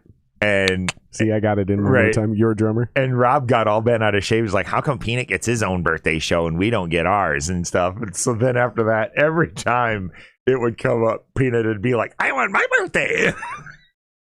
So now I'm like, this is my birthday show. Nice. Maybe that's what you do. There's 4 guys in the band. Do one each birthday. If there's, hopefully they're like every 3 months. Because that's what I was going to say. I think like do one show every 3 months. That might even be a bit much. Yeah, I think it's probably going to be about 2 or 3 shows a year. Yeah. You know, you can't go less than 3 shows a year because then people just don't give a fuck. Right. Because I mean, I've weird. already talked to Muffin about doing a Hex Vortices swap at some point. So, I mean, I'm sure we'll do a few shows and eventually we'll drag our asses up here to the cities for one. But yeah, we'll swap one with you once we finally get our shit together. Cool. I'm sure we'll draw decently. Might take us a few shows, but the dudes I'm fucking with, they're really good, and I'm sure whoever ends up playing live with us is going to be dope too. So I'm pretty confident about it. I think the songs are good. I think they're catchy. I think Jeremy is attractive enough to front the band. That's a big part of it, man. He's pretty. Because I'm not trying to get rich or make it famous off this band. I want people to understand that. But Are you talking about Jeremy Blake or? No, Jeremy Montoya. Oh, okay. Well, he might be pretty too. I don't know. He's a handsome man. He's a handsome man and a very talented vocalist. But I do want at least the project to be profitable. I don't want to be dumping money into shit anymore. I want to be a podcaster and a musician and an entertainer. That's what I want to do. And I want to make money doing that. So that's why we have the podcast to promote things and promote my buddies and other people I respect and peers and get you guys to come on and promote your shit. I promote my shit. We build new networks. We build new friendships. And yeah, that's why we have the Patreon, so we can start helping each other out that way. Like, remember how we used to pay to come to each other's shows? Yeah. You know? I mean, it's kind of like, it's kind of like that. And I want to get to a position where I'm making enough money doing this where I can go subscribe to everyone's Patreon. Mm-hmm. I want to be able to do that kind of shit. But, you know, it's just like starting any other business. You know, you're not going to actually turn a profit for the first couple years. That's just reality. But once I get this band out, once I get this project, because here's the thing is Jeremy Montoya already did what I think every Minneapolis musician should do. Join the band. Do a Shatterbone. But if you're going to if you think you're going to make it famous or rich in that band, it's bordering on delusion. Okay. Yeah. Is what you should do, though, is brand yourself as that musician who does this instrument. So Jeremy is a great songwriter and a vocalist. So he was in Buried by Hope. Okay. But his band is Wither the Tide. So at any point in time, if he doesn't have anything that he wants to fuck with, but he's getting stale and he's like, I got to get out there and start he just resurrects Wither the Tide. That's his deal, right? So now he can come in and join my group and being like, yeah, I'll fucking dick around with your group. Let's fucking make some great tunes. No problem. Because his career doesn't ride or die on this project. He's not the singer of the rivalry. He's the singer. He's Jeremy Montoya, right? So and now we're kind of doing that for me. And then as soon as and I already got the podcast and like we've got the rivalry coming, right? That's the band. As soon as we get my project off the ground, okay, now we've kind of got like my brand built a little bit. Then we're going to do Dalton's thing. That's my lead guitar players.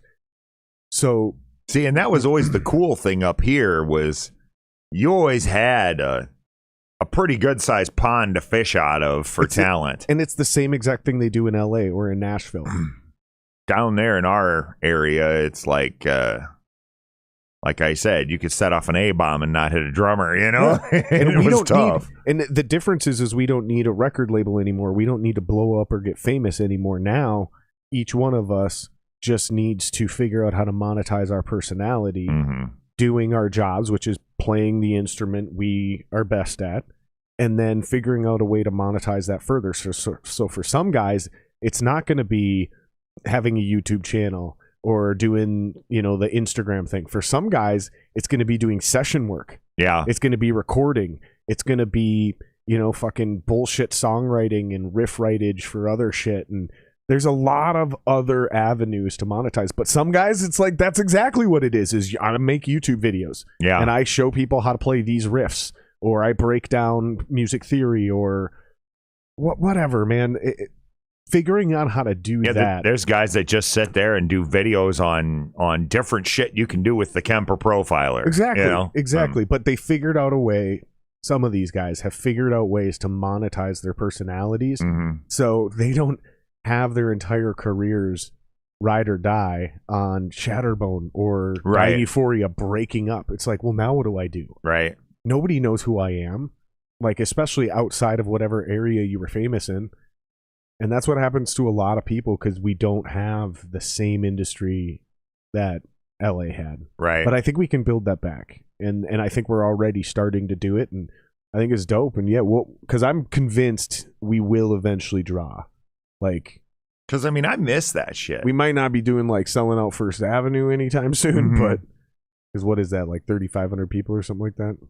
Yeah, something like that. Maybe it's less than that. It might only be like 1,500, but I think it's like 3,500. I miss that shit. You know, I remember it was an event. You know, you'd come up here and there were 30 really freaking decent bands in the area, and you'd show up to a show and there was like an energy in the air. You could feel it. It was a vibe, man. I know. It was awesome. And I miss it. I really do. I look back on that era of my life very fondly. Yeah. I do too, for the most part. Yeah. I think I had some bad days and things went pretty south for basically everyone in this town a couple years after what we're talking about. Right. But, man, there was some really great moments in there, dude. And there's a lot of them that just, they don't even do it anymore. I mean, musically, they're done. There's other ones who, you know, they packed up their shit and moved to Beverly, you know, and there's other ones that they're still doing it. You know, they're still hanging in there. Dude, and there's a bunch of dudes that are thriving right under our noses. Yeah. Like, there's a bunch of dudes from a bunch of badass bands that just were like, fuck it, I'm going to do the YouTube thing. And they're fucking, or Instagram or whatever, and they're killing it. And they're making good money doing it. You know, and some of these guys started a website and they're doing online lessons. And it's pretty compelling. And I think there's a legitimate career that a lot of us are leaving on the table because we don't understand how being a guitar player outside of being in a rock band, we don't understand how that translates into a real career. Like, there's some weird mental block, and it's like, no, I do it because I love the music. Okay, well, you love the music. What if I was willing to pay you? That'd be cool. It's just like my brother was telling me, you know, I should. And I'm not mocking people who say that. I'm just saying there's another reason we do this too, and stop turning away from money. Let's figure out how to make money and don't feel bad about it. You know, my brother said to me, he's like, you've got all these guitars and stuff. He's like, you should start a YouTube channel where you review one of your guitars every week and you play some different riffs on the different settings on your guitars and stuff like that. And talk you could definitely do it, man. And it's like, yeah, it's neat. I'm already busy enough. Yeah, and and it's different for guys your age in your position because you already have a job you don't despise. Right. Like, you're not unhappy in your day job. Yeah, it's my business. If I don't like it, I can change it, you know? Exactly. It's different for most of us, most people, because people in your situation, extremely rare. For most Americans, we're fucking miserable, and our day job sucks, and there's something else we want to do. Our metaphor is always music, but you can really take any of these conversations if you want to be a painter or whatever.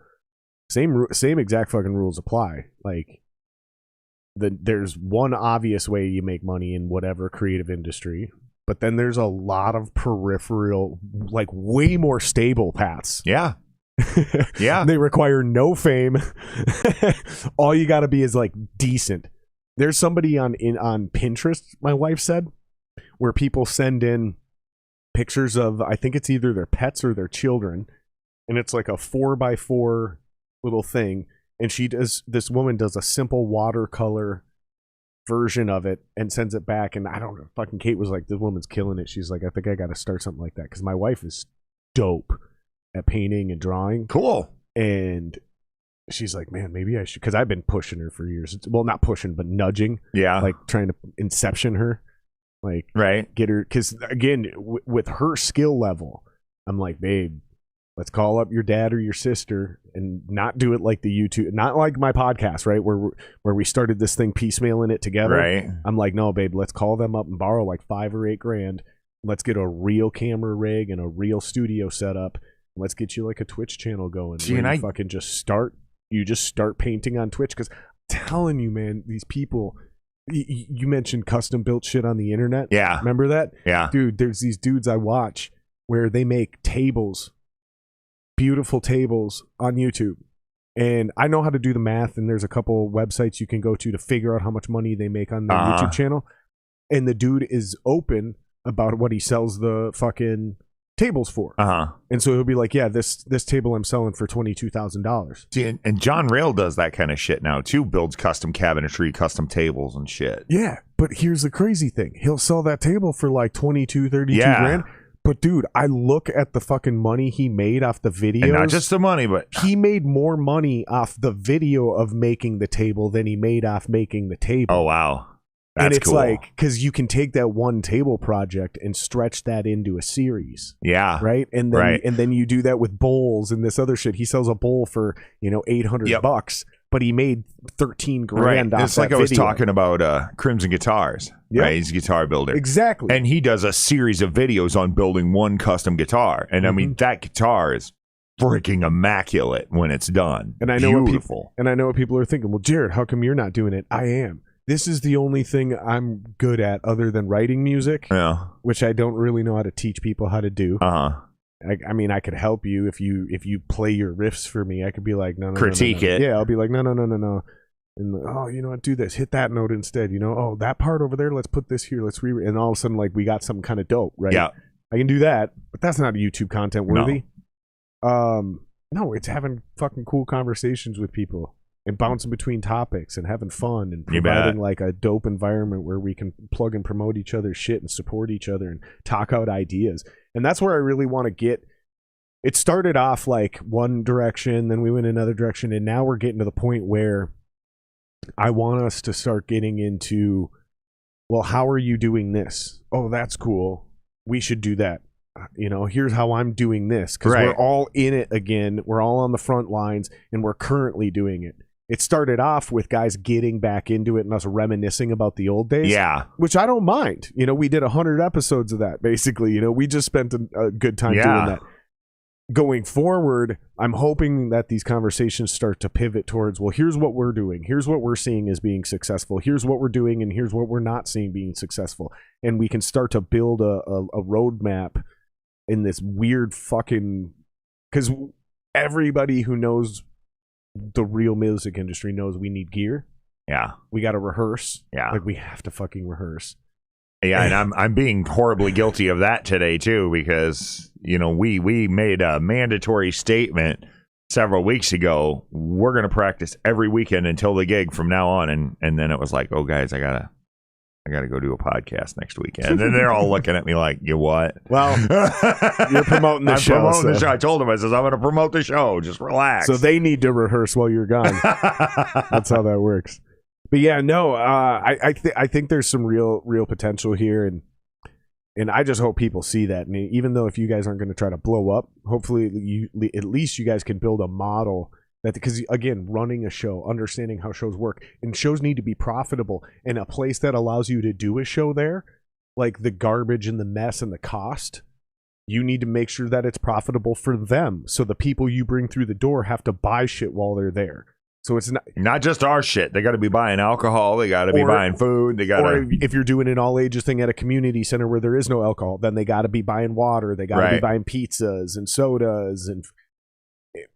Because if you don't make these venues money, they close down, and now we don't have anywhere to play. Exactly. Because it is better this way. And that really is one of the big things that took down the scene up here. 100%. I mean, we went from Station 4, and we went from the Urban Wildlife, and the Rock, and the Star Bar, and the Star Central, and the Main Event, and all these fucking clubs that everybody was playing every given week. I mean, even the 7th Street Entry and the Quest and shit like that, we had gigs at. Well, and all those venues were packed every Friday and Saturday night at the same time. Right. For a while.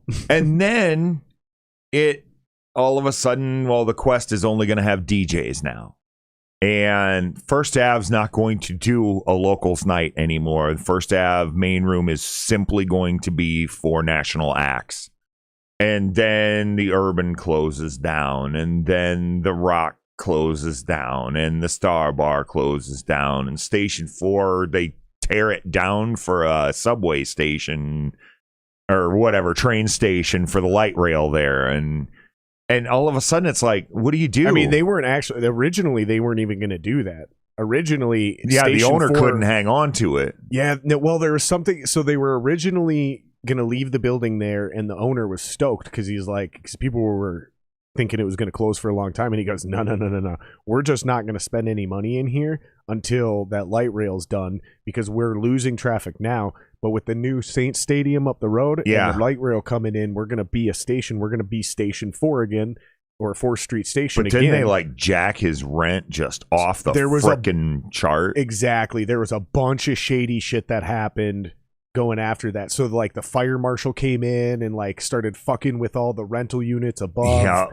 I don't know the real story. I do remember that. They said that it was going to be like $35,000 just to get it up to code compliant. Oh, that would have been a drop in the bucket for him. No, I think it was like 350. Maybe that's what it was. Like I know it was 3.5 million. It was a ridiculous number, and yes. then they were going to increase the lease cost too. Some shit. It got weird. It got fucking weird. They really tried to chase him out. I honestly, man, I've heard like 6 different versions. I've never heard a straight answer on that place, so I think there was a lot of things going on, right? And I don't really know why, but it that wasn't the plan, is the point I was trying to make. Like, that was like, a lot of us behind the scenes were like, oh shit, dude, if he can fucking hang on to that place and do what he's talking about doing, Station 4 is going to become the spot, right? It's going to be like, holy fuck, man, we got First Avenue and you got 4th Street Station or whatever. Yeah, 4th Street. I think that's what he was going to call it. It was going to be First Avenue and 4th Street. There was no more 4th Street Station. There was no more none of that shit. It was just going to be called 4th Street. I think if I remember right, but I could be just making that up. And now, I mean, I heard a lot of different versions of bullshit with that. What is up here anymore for clubs? So not much at all. Yeah. Unfortunately, you've got the main event for some clubs. Or up in Fridley, it's now called something else. I don't remember what it's called. Route 47 or some shit.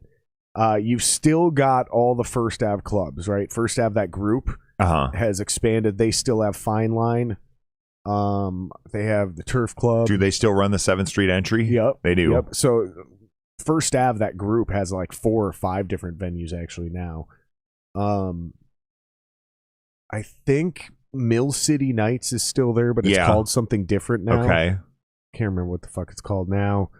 Red Sea's still there, but nobody will touch that with a 10-foot I pole. Actually don't think the Red Sea is open. Oh, is it gone now? Yeah, I think that probably finally for got the shut better. Down. Oh yeah, that was a bad place. Yeah. There's the Tripper Rock got shut down. Really? That was one of the yeah, dude. I'm not the best place. There's a couple cool ideas going around, like there was one that was there's called a theater downtown that just opened up, and that's actually in kind of a cool spot. There was one that was called Club Underground. Is that still a thing? Yep, that's right below Spring Street. Right. Yep, that place is still there. Okay. But that's not like a hip happening club. And that's like that place kind of blows to load into too, doesn't it? It's like downstairs. Yeah, it's not great. It's not great to load into. But it's not like the Reverb in Cedar Falls was, though. Or What's Up in Mankato. Oh, God. Up a fire escape. Good luck in the winter. Yeah, hopefully somebody gets their shit together and we just get a decent venue. Yeah. I'm still holding out hopes that somehow, someday, I'm going to meet and become best friends with the guy who owns the Hollywood Theater in Northeast Minneapolis. Okay. And convince him to turn that into a dope fucking music club. Well, and it kind of sucked that we lost a lot of our promotion up here too. Well, and a lot of it also, let's be honest, one thing we've kind of skirted around, violence at hip hop shows is one of the biggest contributors in this town. Shootings and stabbings that happen at hip hop shows is one of the number one things that closes clubs in this town faster than anything, because you get enough violence at a club and it doesn't take much. It's like 2 or 3 in a year, right? 2 or 3 people get shot or stabbed at your club in Minneapolis in a year, and the city just pulls your permit. You're done. Yeah. Nope, you're not licensed to operate anymore. And so again, the operational costs of these clubs go through the fucking roof. But the problem is our hip hop scene is significantly stronger than the rock or metal scene. So if you own and operate a club, you're going to have a very hard time surviving without doing a hip hop show. But there's a high level of probability at hip hop shows that something's going to go that off. something's going to go down. So it becomes this double-edged sword of what game do you want to play as a venue operator? And you can either try to fucking wheel and deal on a scene that doesn't have enough rock bands and metal bands to support you like it did. Because you remember back at the Star Central and The Rock, they refused to do hip hop shows for the longest time because of that. And they were like, no, they can go do that shit downtown. And every fucking club downtown was getting their permits pulled or getting in trouble. And then eventually all those downtown clubs are gone now. All of them. I don't even know if the Barfly's still there. That was one, by the way. I remember fucking after the Burial played the Barfly. Really? Yeah. I never played there. I never knew that place. It was a weird place. Yeah. It's like a really fancy place down below, and then upstairs they would like have like legit metal shows. Oh, really? Yeah, it was weird. I always loved the urban wildlife. One of my favorite stories from us playing there, there was a wicked snowstorm scheduled for the weekend. Okay, they're like, Minneapolis is going to get thumped, folks, you know. So everybody in the band, we load up the trailer. We head up here on Friday. We're not playing until Saturday. We head up here on Friday because we're not going to miss the fucking gig, right? Smart. So we spend the night, hang out, go out to eat, have a good time on Friday night. Saturday, nothing's happening. It's gray. It's cold, but nothing's happening. We get down to the Urban. Literally took the padlock off the trailer and flurries start. Yep. We load everything in. Now, it's supposed to be Shatterbone, Epicurean, and Seventh Calling. Okay. Epicurean's keyboard player, Ryan, quit 4 hours before the show. He's like, I'm done. I'm not doing this anymore. I'm done. I'm leaving. I'm moving away with my girlfriend. I'm done. Yeah. So, okay, we get there. We're loading in. We're setting up. John and Lance show up. They're like, guys, we can't play. Our keyboard player quit. We can't do a show without our keyboard player. He's also their lead singer. I mean, because Ryan was also their lead singer. So I was like, we can't. Okay. Fine. Oh, yes, you can. So we set up, They should. and we're going to play a longer set, and Seventh Calling is going to play a longer set. And as we're setting, now, did you ever play at the Urban? Oh, yeah. Okay. So a very long room, big windows out front. You could look out. At most, it held, what was it? It definitely less than 300. It wasn't very wide, but it was long. It was definitely less than 300 people, though. 300 or less. Maybe I'd say probably 300. Maybe 150. It was a small room. Yeah. But anyway. Smallest stage I've ever seen in my life. As we're sound checking, you couldn't fucking see Pizza Luce across the street. It was coming down that hard. Yeah. People still show up? Nobody. Really? Nobody. It was literally the bands and their girlfriends watching each other play. Oof. And Dave Stasny from Banehinge, the drummer who took over after Al moved, was running bar. So it was literally just like a party of, us hanging out that night, having good time. Dave's like making comments from the back of the room in between songs and shit. It was fun, but my God, it must have snowed 12 inches that night. What's crazy is that's that snow shit that would happen. That's why I was kind of surprised, because one of two things would happen during a snowstorm. Either no one would show up, or absolutely everyone would Well, the show problem was it started coming down a couple hours before we were supposed to start, so then no one showed up, Still, even then, I've been at those shows at that club where exactly what happened to you happened to me, where it was like, oh, just fucking shit on us, bad weather, bad night. You just kind of take your lumps, Yeah. Usually they'll even give you a couple extra free drink tickets because they feel bad for you. But then I've also been in that exact same situation where, nope, motherfuckers, all of a sudden, because they want to see the show, They know the snow's coming. They got a babysitter. They got a date, whatever. I'm not missing fucking this right? shit up. So they should, all of a sudden the opening band's playing to a good crowd. That's what I'm getting at. Is Okay. like all of a sudden the show would happen in reverse.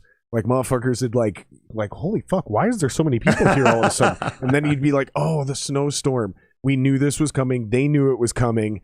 And they left early. They left early so they didn't get stuck, and they got here early. Let's fucking party. And some of those shows, those snowstorm shows, I remember one time, I don't remember who the girl was, but oh god, I was so into her. I think I banged her like 4 or 5 times. Banged her for like 4 or 5 times over like a week or two. She ended up being just absolutely out of her mind crazy. Right.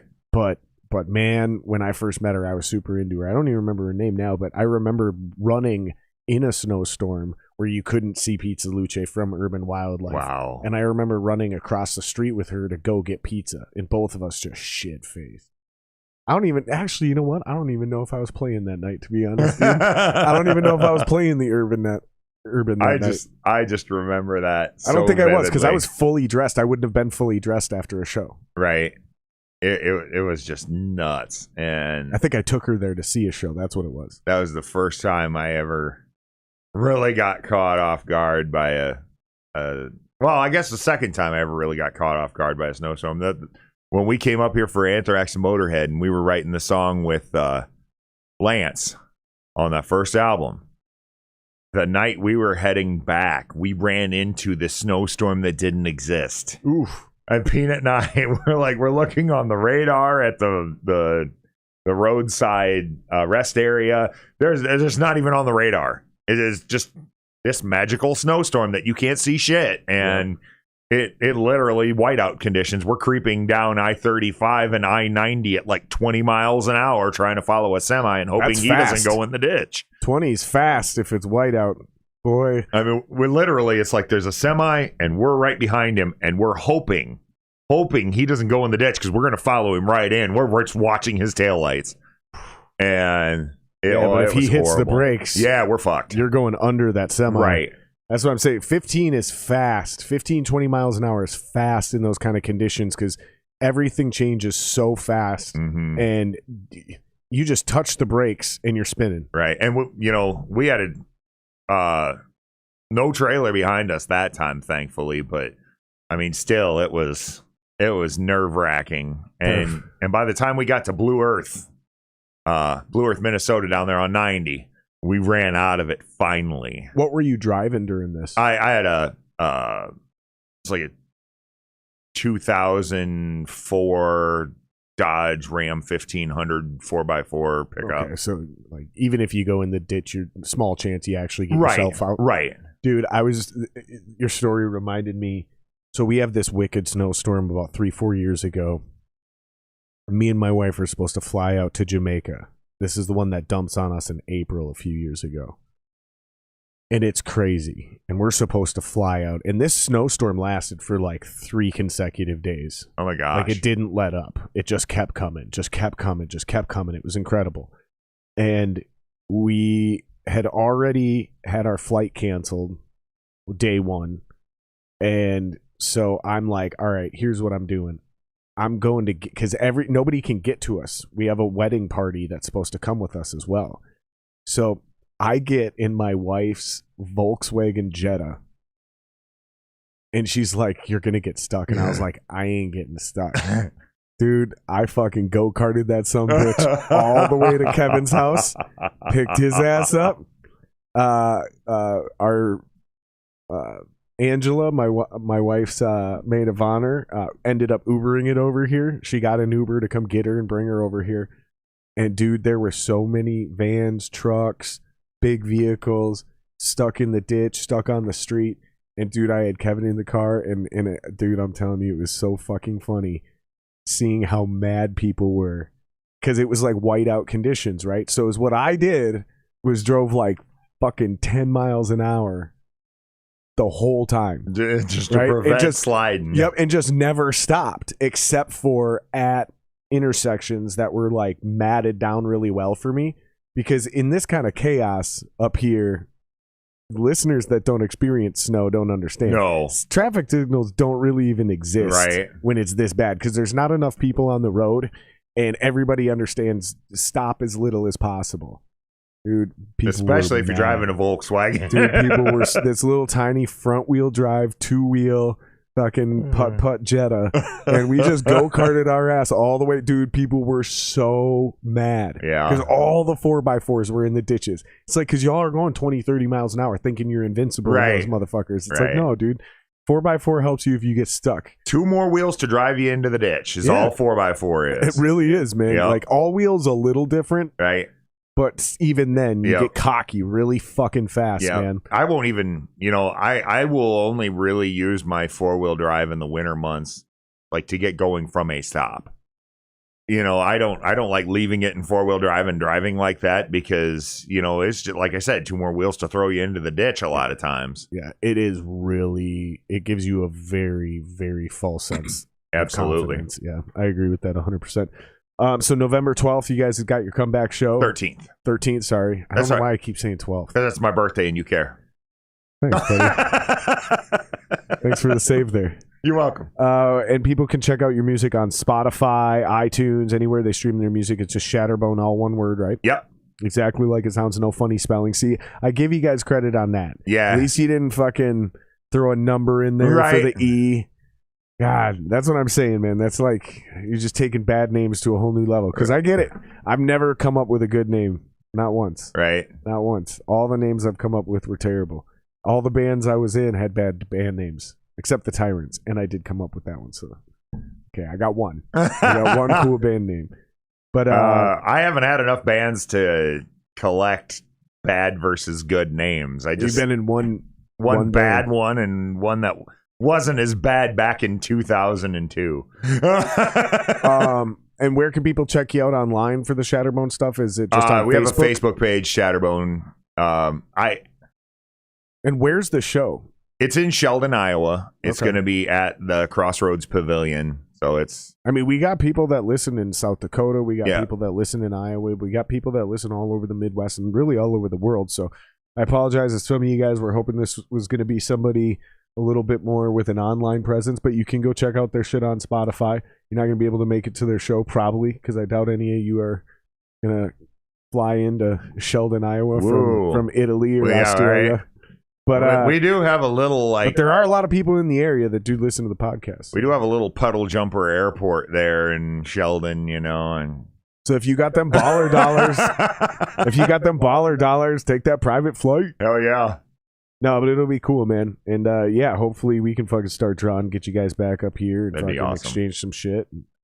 Because really, I think you and I perfectly understand the only motivation for us actually doing show swaps, same thing with Hex Vortices, is so you guys can get back up here, bring some more bands down there to connect with those newer, younger local bands to get them back up here. Like we're Yeah. kind of not doing this for ourselves anymore. Trying to build a building again. Yep, exactly. You bet. And we'll do it brick by brick. We'll get there, man. If you guys want to follow me, all my shit's just Jared Singer Live. Everything online is Jared Singer Live.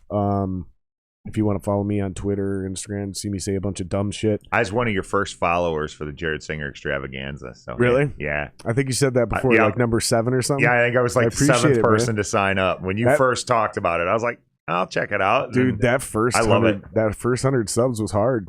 It's there. The number. That's why when people are like, your channel's like, it's not even real yet. You only have 300 subs. I'm like, fair. I respect that. But I worked hard for them 300 and some subs I got, man, because well, man, it's not easy. We talked for 3.5 hours and we never even got into politics. Dude, that's what I'm saying. There's never enough time. But I'd love to have you back up again in 2.5 years when you come back up to Right. Twin Cities. God, hopefully it'll be sooner than that. Yeah, come up, dude. You should figure out a way to like make it like once every 6 months. Come Well, back up. there's actually something cooking for me on my business side of things right now that's probably going to have me up here a little more often. So that's cool. Nice. So Awesome. Well, I hope you guys enjoyed this. Hit like, subscribe, share if you want to. Join the Patreon. Help contribute financially. It just helps us maintain equipment. Helps us grow the podcast. It's patreon.com/Jared Singer Live. Like I said, everything is Jared Singer Live. So yeah, we'll check you guys out on the flip side. I think next Wednesday we're back with Skyle Kyle Skoquist, I think, Ooh, is my next one. nice. I think so. That'll be a I fun don't one think to I watch. have one in between now and then. Yeah, so peace out, you guys. We'll see you then. All right.